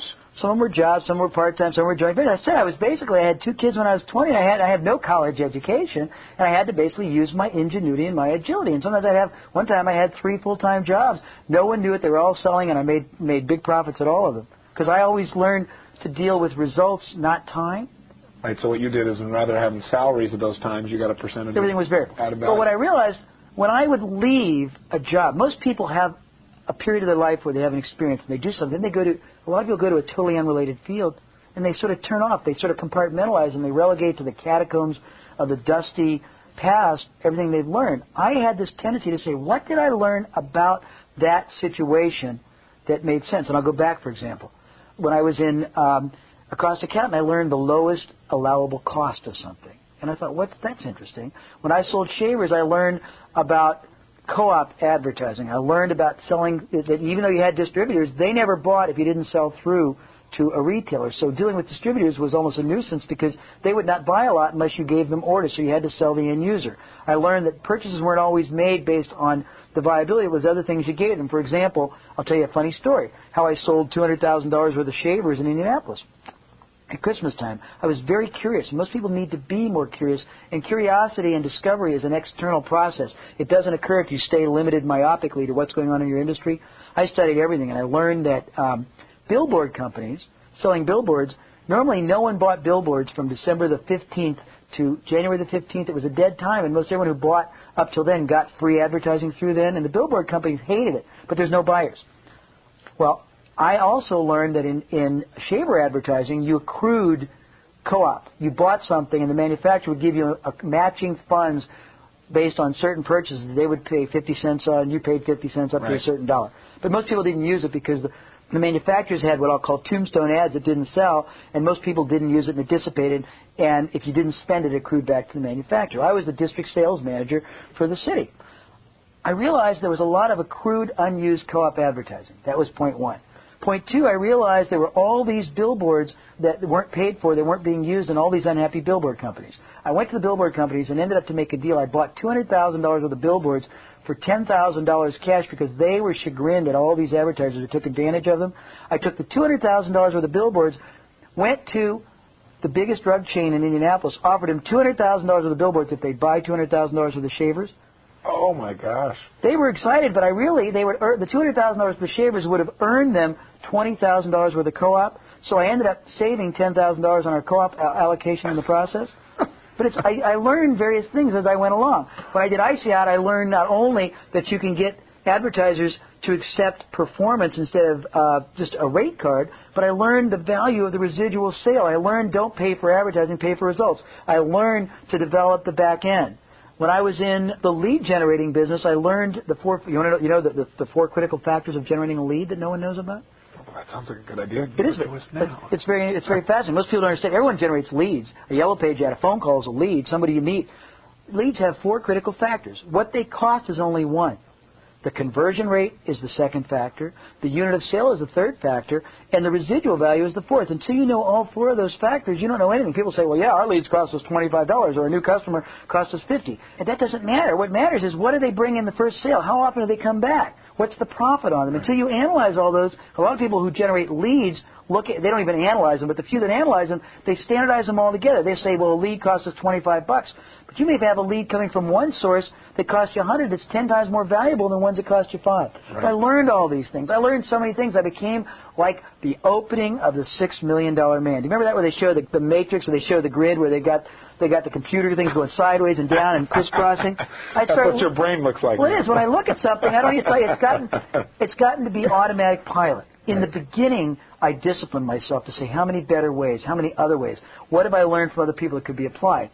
That's what I did. I did that consciously. Now, automatically, I look at it and it's a... You have so many circuits you've already wired up for And every time I work with another group, because I don't... add to the references and distinctions. Well, because I change. I do something no one else does. I don't conduct my programs. I make the participants conduct the programs, and as such, I learn as I'm teaching. And all that's stored away. And every time I learn a new way, I learn how somebody else uses my techniques. I learn techniques I have, and I just file them away. And then I standardize them and categorize them now under the distinctions of these 3 ways to grow a business, or the other categories, and it just sort of becomes natural. But it's not as complex. It can be taught very easily, as attested to the hundreds or thousands of people that have been able to successfully use it. Well, part of it, I know you're a Power Talk listener as well, and one of the most popular ones we've had is the power of questions. And really, thinking is nothing but the process of asking and answering questions, and you've asked questions that have helped you to take all these experiences, these references, and turn them into active, usable technology, distinctions, things that can improve the quality of life. So I know you've often said that in business, people rarely, I don't think you say rarely, I think you say people just don't ask the right questions. What are the right questions we need to ask ourselves consistently in our business? Well, okay, about your business. Where is your business coming from? Most people have never analyzed the origin of the business, and it's a two-pronged question. Where new people are coming from and where repeat business is coming from, because it's just trite, but the 80-20 rule is probably true. Probably 20% of your customers are bringing you 80% of your business, but you're not treating them special in 2 ways: acknowledgement or offering them more. If you know that one kind of a customer has a tendency to buy more often and higher tickets, you can program them to even more purchases. You can offer them products and services that not normally would be offered because they're too expensive to stock or produce. You might find, it's like in realtors, it's funny, I analyze them and they knock on doors and they run ads and they do referrals and they do this, but when I ask them to go back and analyze regressively where the origin is, they'll find that 80% of their new business came from one or two categories, and yet they're not discriminating. They're spending the same or less time on those categories than they do on the rest. So the one thing is you can't optimize till you put the greatest effort and the idea is getting the best use of your time and your opportunity. Where do you get the best leverage on yourself and your business? I think you ask lots of questions and you keep going deeper and you ask as specifically as you can. So give me an example when you say going deeper. What's your organizing principle for going deeper? Well, I'll give you an example. I interviewed a number of realtors one time, and they were very successful. They're top 2% in the industry. And I said, well, what's your primary mode of selling? And they all said, referral selling. And I said, well, that doesn't mean anything. And I said, well, tell me what that means. And I started going deeper. How do you get a referral? Well, I asked them to give me some. I said, well, what do you say? And they were startled. And they said, well, I never thought about it. I said, well, what do you say to them? I said, how do you get them? How do you position it? What do they say back? What happens then? What do you do after that? After you ask them that, if they don't do it, do you follow up? If they do it, what do you do? If they do it, you go back for more. I just kept going deeper and deeper and deeper. And the trick is to be very specific and challenge yourself to specificity. Go deeper and deeper and deeper. Coming back to if you gave me three questions that every business person needs to ask consistently, you start out with the first one, which is where is the origin of my business? Where's it really coming from? Yep. What are the other two? Well, there's a couple questions. All right. Where is it coming from? Where could it come from? It's a similar question. Most people have no idea where their highest and best source of new business is. I mean that in a geographic, I mean it in identificational, I mean it in an approach. Number two is who stands to benefit more than you by your being more successful? Most people don't ask that. And that opens up to lots of possibilities. First of all, customers, if you understand results. Second of all, suppliers, because sometimes you may be, relatively speaking, a greater beneficiary to a supplier than, you may be 80% of the business. They may be more motivated to fund, to help, to support you in growing your business, to run ads, to co-op, to advance money, to hire or cooperate on sales people to bring in if you don't have the money or the interest in doing that. That's a great question. Number three, who's in a position who already has my customers and has already sunk an enormous amount of effort, time, money, and action to get their goodwill and will be in the perfect position to recommend, endorse, or make them available to me with a positive predisposition? I can give you lots more questions, but those are three good ones. Well, give me two more. You're going to have a major role here. Okay.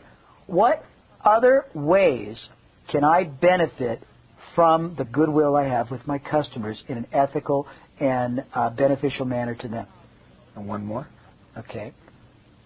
What ways can I better reduce the risk of the transaction, thereby getting more people lowered in their resistance barrier to take advantage of my product or service the first time? That leads me to a very important concept. Let's talk about risk reversal. How important is that? What is it? And how can virtually any business use it to see an improvement in their ability to bring customers to the table initially and then continue to play in the future? Okay. Well, first of all, how important is it? Well, do you want to stay in business, and do you want to be competitively superior, and do you want to be obscenely wealthy and successful? So, first of all... Well, that's set up. Okay.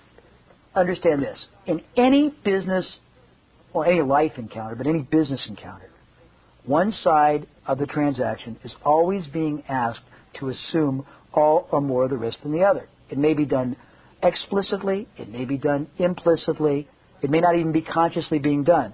But in every transaction that ever occurs in business and probably in life, one side is always being asked to take more of a risk than the other. To the extent you can recognize and acknowledge that fact, and you can eliminate and reduce or even make better than risk-free the transaction on the part of the prospective customer you're trying to induce to sample or avail themselves of your wares, you own the business. Let me give you an example because it's from the 19th century, and it's a wonderful little story. A man wanted to buy a horse for his daughter. There were 2 horses for sale. One man said to him, buy the horse, take it home. If you don't like it, bring it back, and I'll give you back the money. The other man, who understood risk reversal, said, My horse is kind, gentle, good, but I would say that it's my horse. Why don't we do this? Let me bring the horse to you. Let your daughter ride the horse for 30 days. I will even bring you the oats for the horse. I will come and send my son to clean up the debris the horse drops for the 30 days. At the end of that time, you decide whether the horse is suitable for your daughter. If it is, I will come then and ask to be paid. If it is not, I will come then and take it away from you at my cost. Now, which would you buy? No question. Well, I mean, that's a little bit graphically maybe strained, but that's the essence. Whenever you can down, here's the irony. Every business really guarantees the transaction by and large, because if there's a problem, they either make good on it, or they give the money back, or they give a replacement, but they sweep it under the carpet. I teach people to bring it to the top.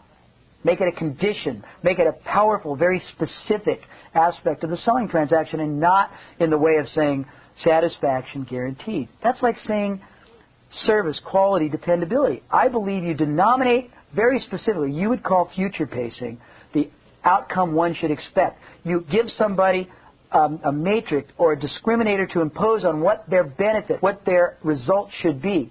You tell them, look, Mr. Robbins, if this service doesn't make you 20% more effective, it doesn't reduce your this by 15%, if you don't sleep the happiest nights you've ever slept, if you aren't more robust and healthy, if you aren't this, if you aren't that at the end of 30 days, and this is a trick, but it's an ethical trick, you have every right, if you like, to ask for your money back.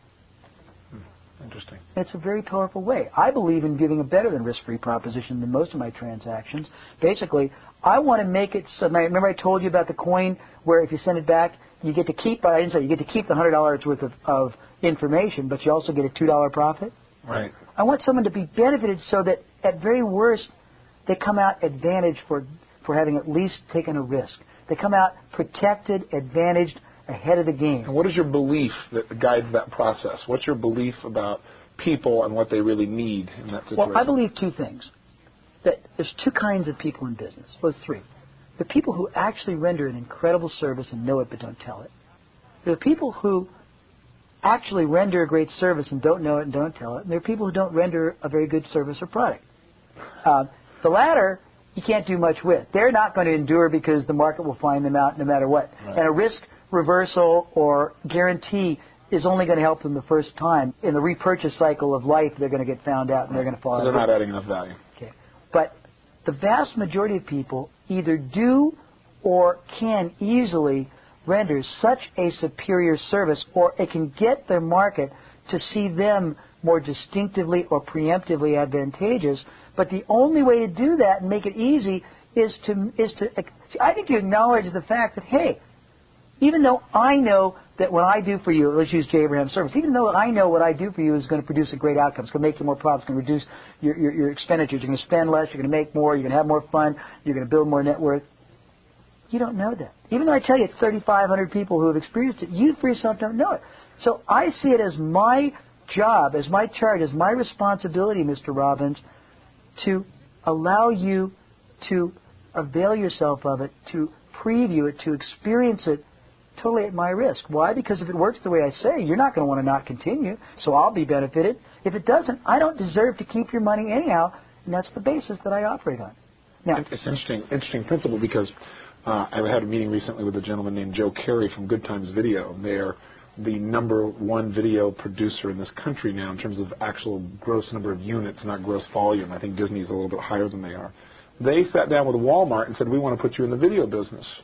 And they said, here, Walmart, here's what we'll do. We'll come in and do a great job for you. We'll sell you a video for $10 and you can sell it for $15. And Walmart came back and said, no, you don't understand our business. You'll sell it to us for $5 and we'll sell it for $10. You'll send it to us and you will not charge us. We will not give you a penny until we sell it. It'll basically be on consignment. You will pay for the space in which you place it.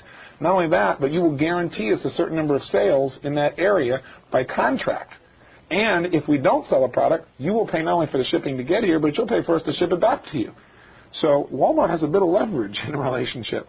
Now, when they first but they also know that they're going to sell a lot of units for people. Because they're whatever the number of people it is that go through a Walmart store. It's an insane number. And actually, I think he told me it was 60 million in a period of time. But anyway, the point of the matter is he came away and said, that's insane. We can't do that. There's no way to do that. This is, we can't be profitable. It can't happen. But he kept thinking about those 70 million or whatever the actual number is that go through a Walmart store every day. And he said, I could have trash in the front seat there, and we're going to sell it if you've got 70 million people walking by it. So he began to think about this, and he came back, and again, I don't remember the accurate number, but he represented to me that they went ahead and said, we're going to meet you on all these different levels, and we're going to do more than that. We're going to put a space, since we're paying for the space, we want to design it, because this is our expertise.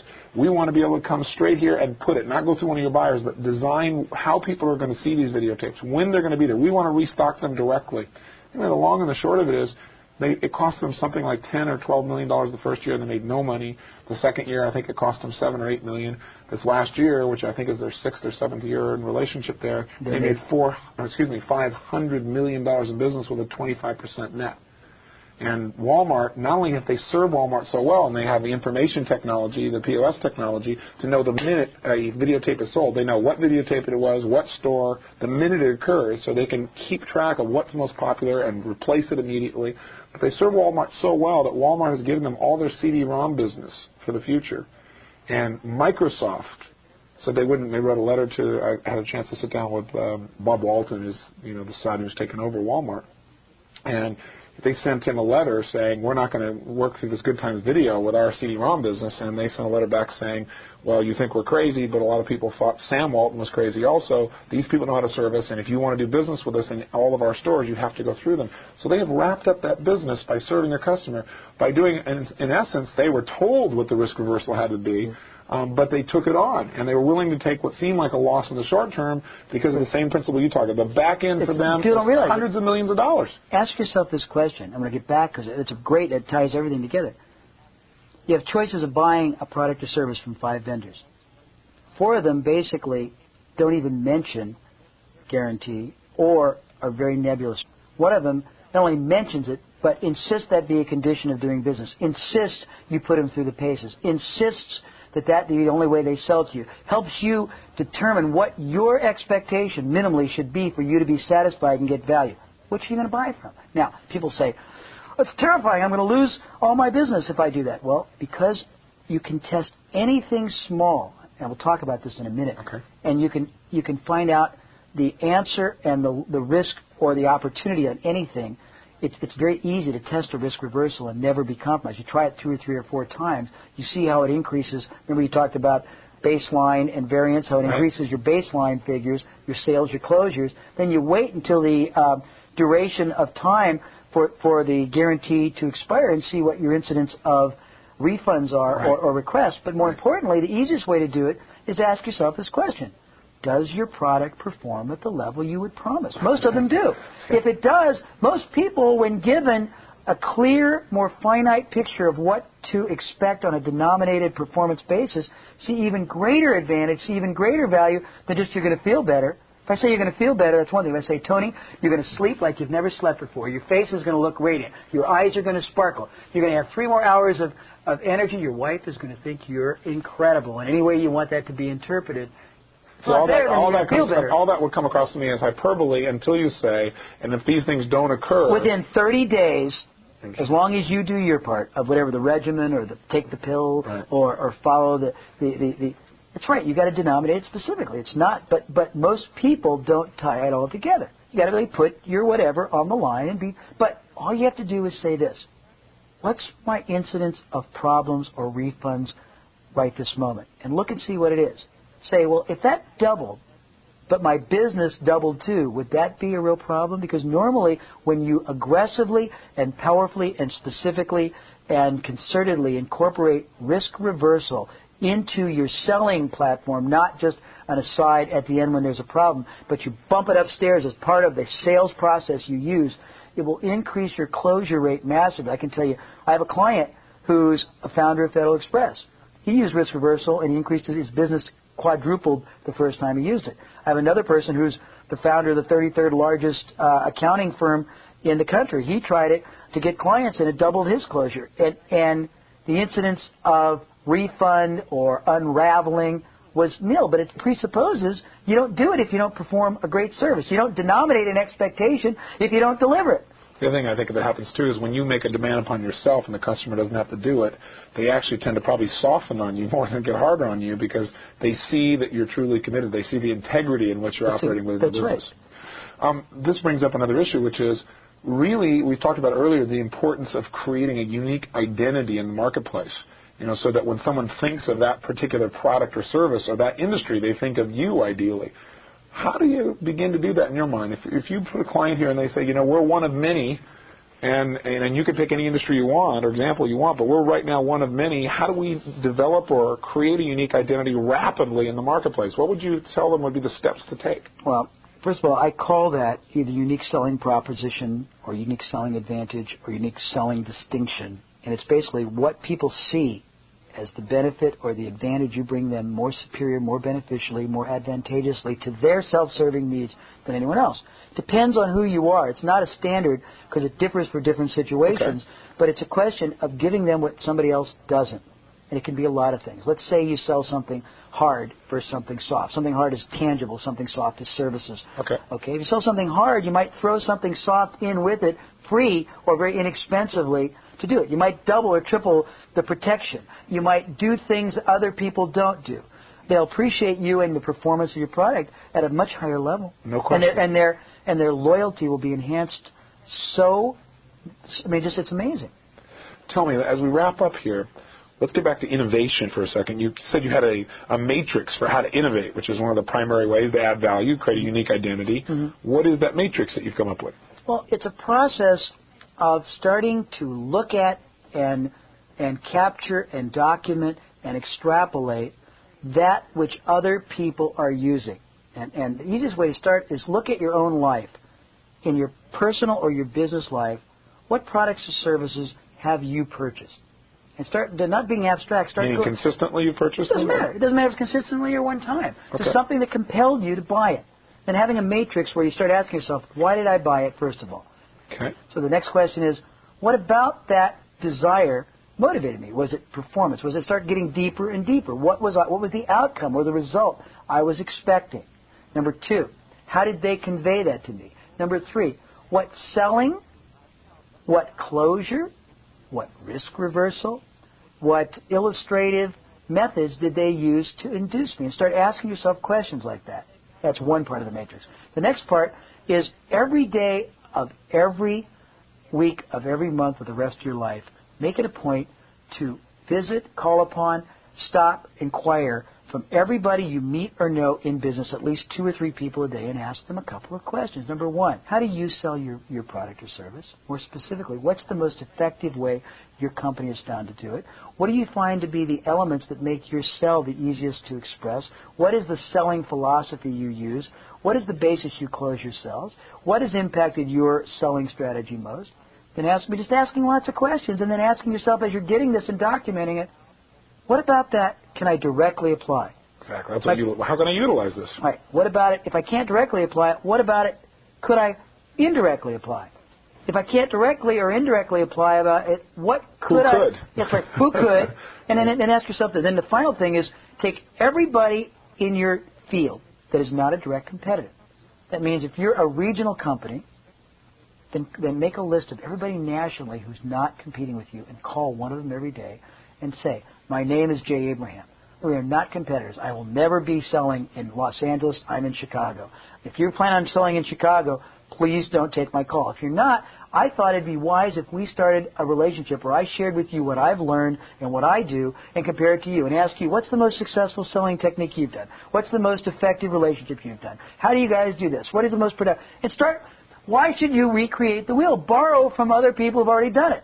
Next is then go to people who are in generically similar service businesses who do things not dissimilar. Then go outside and look at how other people totally and just pick people's minds. Asking questions, curiosity, and investment. Well, no, yeah. But discovery, in my mind, discovery is the fuel of competitive advantage. And you can't discover internally. You got to go outside because everyone in your business does things pretty much the same way. You don't want to know what your industry is doing, plus or minus 10%. You're already doing it. That's not where you talk about strategy.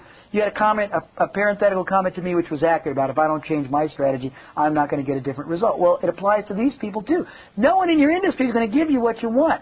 Everybody outside your industry is going to give you what you want because they've already stumbled accidentally upon all kinds of ways you can improve your business, all kinds of ways you can be more successful. They just don't know you want to know it. Ask them. They have nothing to lose by telling you, and they'll be so appreciative. Sometimes, if it's really important, I'll call somebody and offer them $100 for their time. None of them take it, but they're so flattered that somebody values them. They'll talk to you for 2 or 3 hours if you pick their mind. It's real easy. People make it so much harder than it has to be.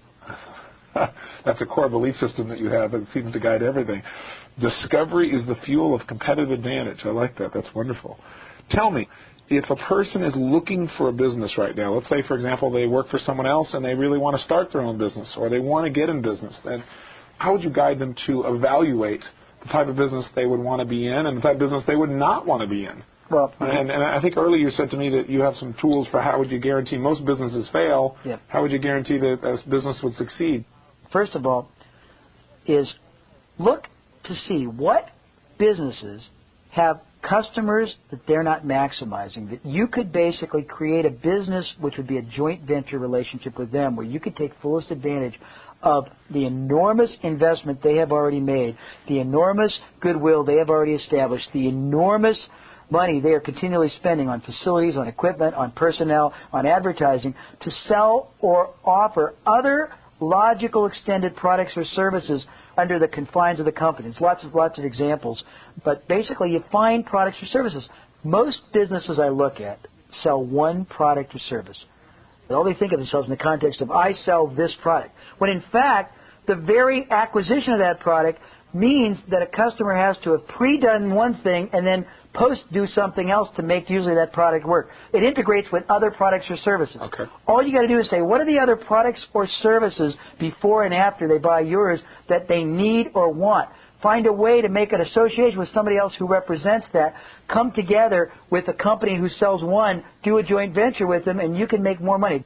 Find somebody who's got a customer base and a great relationship, but they're only selling one facet of the process. Find other people who represent other needed aspects of the process. Make deals with them where you become their representative because you can deliver a market they don't have. Make a based on associations you have or that's a way to do it. Relationships. Number two, if you're hell-bent on buying a franchise, don't buy the franchise until you do the following. First of all, talk to at least a dozen people who are unhappy. Talk to at least a dozen people who didn't buy the franchise. If the franchise people won't give you the names, then they probably don't have what they say, because if they got what they say, they should want you to have a balanced look. Then, before you buy it, get the yellow pages from 50 markets and look under the generic category and see if other people have a generic equivalent. Call them up and ask them if you could visit them for free or for a fee. After you visit and look at them, see if they've got something which is as good and ask them if you could pay them a little bit of money to consult with you. There's lots of ways to get there without, so you hedge yourself. You can model something more successfully. Finally, if you're going to get into a franchise, most franchisees drop the ball on the most critical area. They don't give you marketing. They don't give you selling. They give you a system of operation, but you're on your own. Before you sign the dotted line, call at least 50 other franchisees and ask them to share with you the method they have of generating business. If they don't have a great method or combination method you can synthesize together, don't do it, because at most you're going to buy yourself a job and make less money and you won't have anything you can sell. You've also said that you don't want people to buy a business that doesn't have a clear back end. That's right. If you don't, you're exactly right. You're telling me my own business, and I thank you for it, because I'm getting punchy too. But the truth of, if it's a one-shot sale, you're not buying anything. It's your promotion, not a business. You want something where when you invest in a transaction, you have enormous amounts of future transactions you can predictably depend on, and you should think not just in terms of selling your product, but selling all kinds of other products or services. Most people think of themselves as being a widget maker or a service company. I think of you as being an ethical opportunist, and by that I mean your goal is to find as many ways to optimize the selling opportunities you have to that customer. Does that make sense? Makes total sense. It's very powerful. Let me bring you back just one step here for people starting a business. What are the questions, because everybody can answer a question, that you would be asking entering a business to be able to create such a business as you've described? In other words, if I want to find a business, I want to find that need you're describing that I can fulfill. Okay, ask yourself this question. In a joint venture type of Okay, ask yourself this question. If you're looking for a system, a company that basically has a selling system that works but isn't begun to be optimized.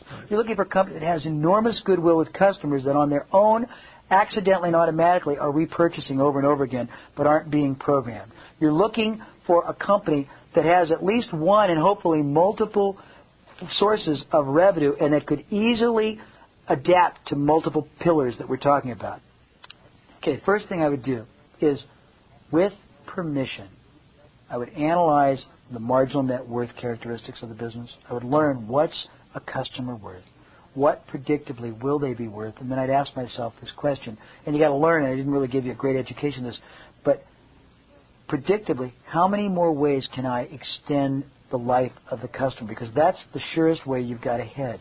If you can't extend the life of the customer up and out, by that I mean for more money and more transactions ethically and more times, then it's very dangerous. If you can do that, then you almost are certain that it's a good investment. How do you answer that question in a way that's measurable or quantifiable?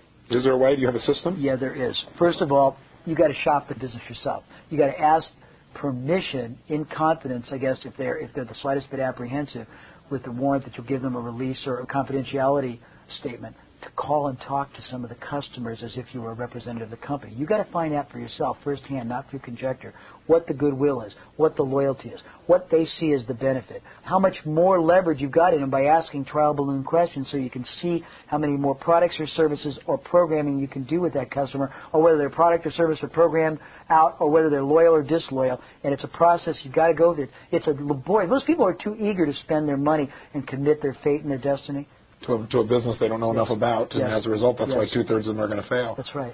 Interesting. So to answer the question directly, then, the way that you make a 90% success ratio is you fully analyze and understand how to move the customer. Non-emotionally. I got it. Boy, that was pretty forceful. Well, because I was thinking, most people make all their decisions from their heart. They have this vision of basically being a business owner, this decision of being happy, a decision of making money, and what they end up doing is creating a crumbling edifice that they can't even sell, and they have to run it, and it ends up it consumes them. It's horrible. When they end up actually working harder than they ever did at a job for less money very often. And their life savings are compromised. Right. See, I have a philosophy on all businesses, which I want to make sure I can share with you, because it's really important. Give it to us now. Whether Jay Abraham ever comes in your life or not, you're the one who's consciously made the decision to invest your whole life, perhaps, the fate of your family, the fate of all kinds of other families who are dependent directly or indirectly on you. You're the one who's got your house maybe mortgaged. You're the one who's got to get up every Monday morning and be in there to open the door. You're the one that has to make payroll, clear the bank. You're the one that's got your name on the line for the real estate. You owe it to yourself to do a couple of things. One, get the greatest yield out of everything you do. Two, get the greatest joy out of every hour you spend. Three, give the greatest value you can not only render, but that can be perceived, so you've got the greatest vehicle you're building, so it can give you the greatest benefit you and it deserves. That's all. You make owning a business sound, by contrast, not like something I would want to run out and do, even though I'm currently involved in it. What is the victory? What is the joy? What is the reward that owning your own business gives you? And why, and this seems like an inane question after all this discussion, but I'd like to hear you articulate it, why master marketing? Well, first of all, whatever business you're in, you got to realize two things. You're not selling a business, you're selling a result, you're selling a benefit. Whether you like it or not, you're a sales and marketing company first and foremost. You are currently selling and marketing, whether you do it passively, whether you do it reactively, whether you don't do it. That's what you do. Your marketing form, that your current preferred way of marketing may be no marketing, but you are a marketing company. So you've got to realize the greatest leverage you've got left in business is the following. I mean, no one's got any great competitive advantage. You can't buy that much cheaper. You can maybe put a second shift on. You can buy a piece of equipment, but by and large, there's no tax advantages. There's no great operational or managerial advantages you've got that give you high leverage. Marketing is the only way you've got available that can give you exponential leverage. Basically, most big corporations, big public corporations, they're tickled if they get a 20 or 25% ROI every year. Marketing can give you hundreds easily, thousands realistically, tens of thousands frequently of leverage on everything you do. Marketing is the vehicle that gives you distinction. Today in business, the system and business is trying to force everyone to accept being relegated to becoming a commodity. I submit to you, you don't have to succumb. You have the right to become a distinctive, preemptive, proprietary. You can only do that by being a supreme and a master marketer and an agile-minded innovator. Wonderful. Well, tell me something. Why do you do what you do? I tend to end these interviews by asking people how they want to be remembered. I think you're going to be around a while, so I don't know if I can ask you that question. you got some spunk in you. But I'd like to know, why do you do what you do, and how do you want people to think about you or feel about you long term and what you've contributed? The greatest acknowledgement I get is to watch people start smiling, to watch people become happy, to watch people change the way they look at their business, to watch people see their business as a vehicle they can make friends and impact others. That's one reason. Second, self-servingly, I learn so much from others. I grow exponentially every time I help people because I don't tell, I ask, I learn. So it's a combination. I believe the moment I stop growing, I regress and I atrophy, and I don't want to do that. I want to keep growing, and I can't grow if I don't keep helping, because when I help, I do it Socratically, and you only learn when you ask questions. That's pretty much it. Well, Jay, I appreciate the time we spent together. We certainly spent more time than we thought originally. And I think you've given people a tremendous number of distinctions or answers, but hopefully what you've done is sparked within them even more questions, because as you've said, that's the way we're really going to learn, grow, and expand. And I appreciate it. If people have questions about how to reach you and avail themselves of your services, can you give me a phone number or a way for them to contact you? Sure. They can call my office in Los Angeles. The number is 1-800-635-6298. Fantastic. Thank you very much, Tony. Thank you. I've had a wonderful time with you, and I'm looking forward to hearing many stories from people who utilize what they've heard on this tape to make quantum leaps, exponential leaps in the quality of what they do for people and for themselves simultaneously. That would please me too, Tony. Thank you very much.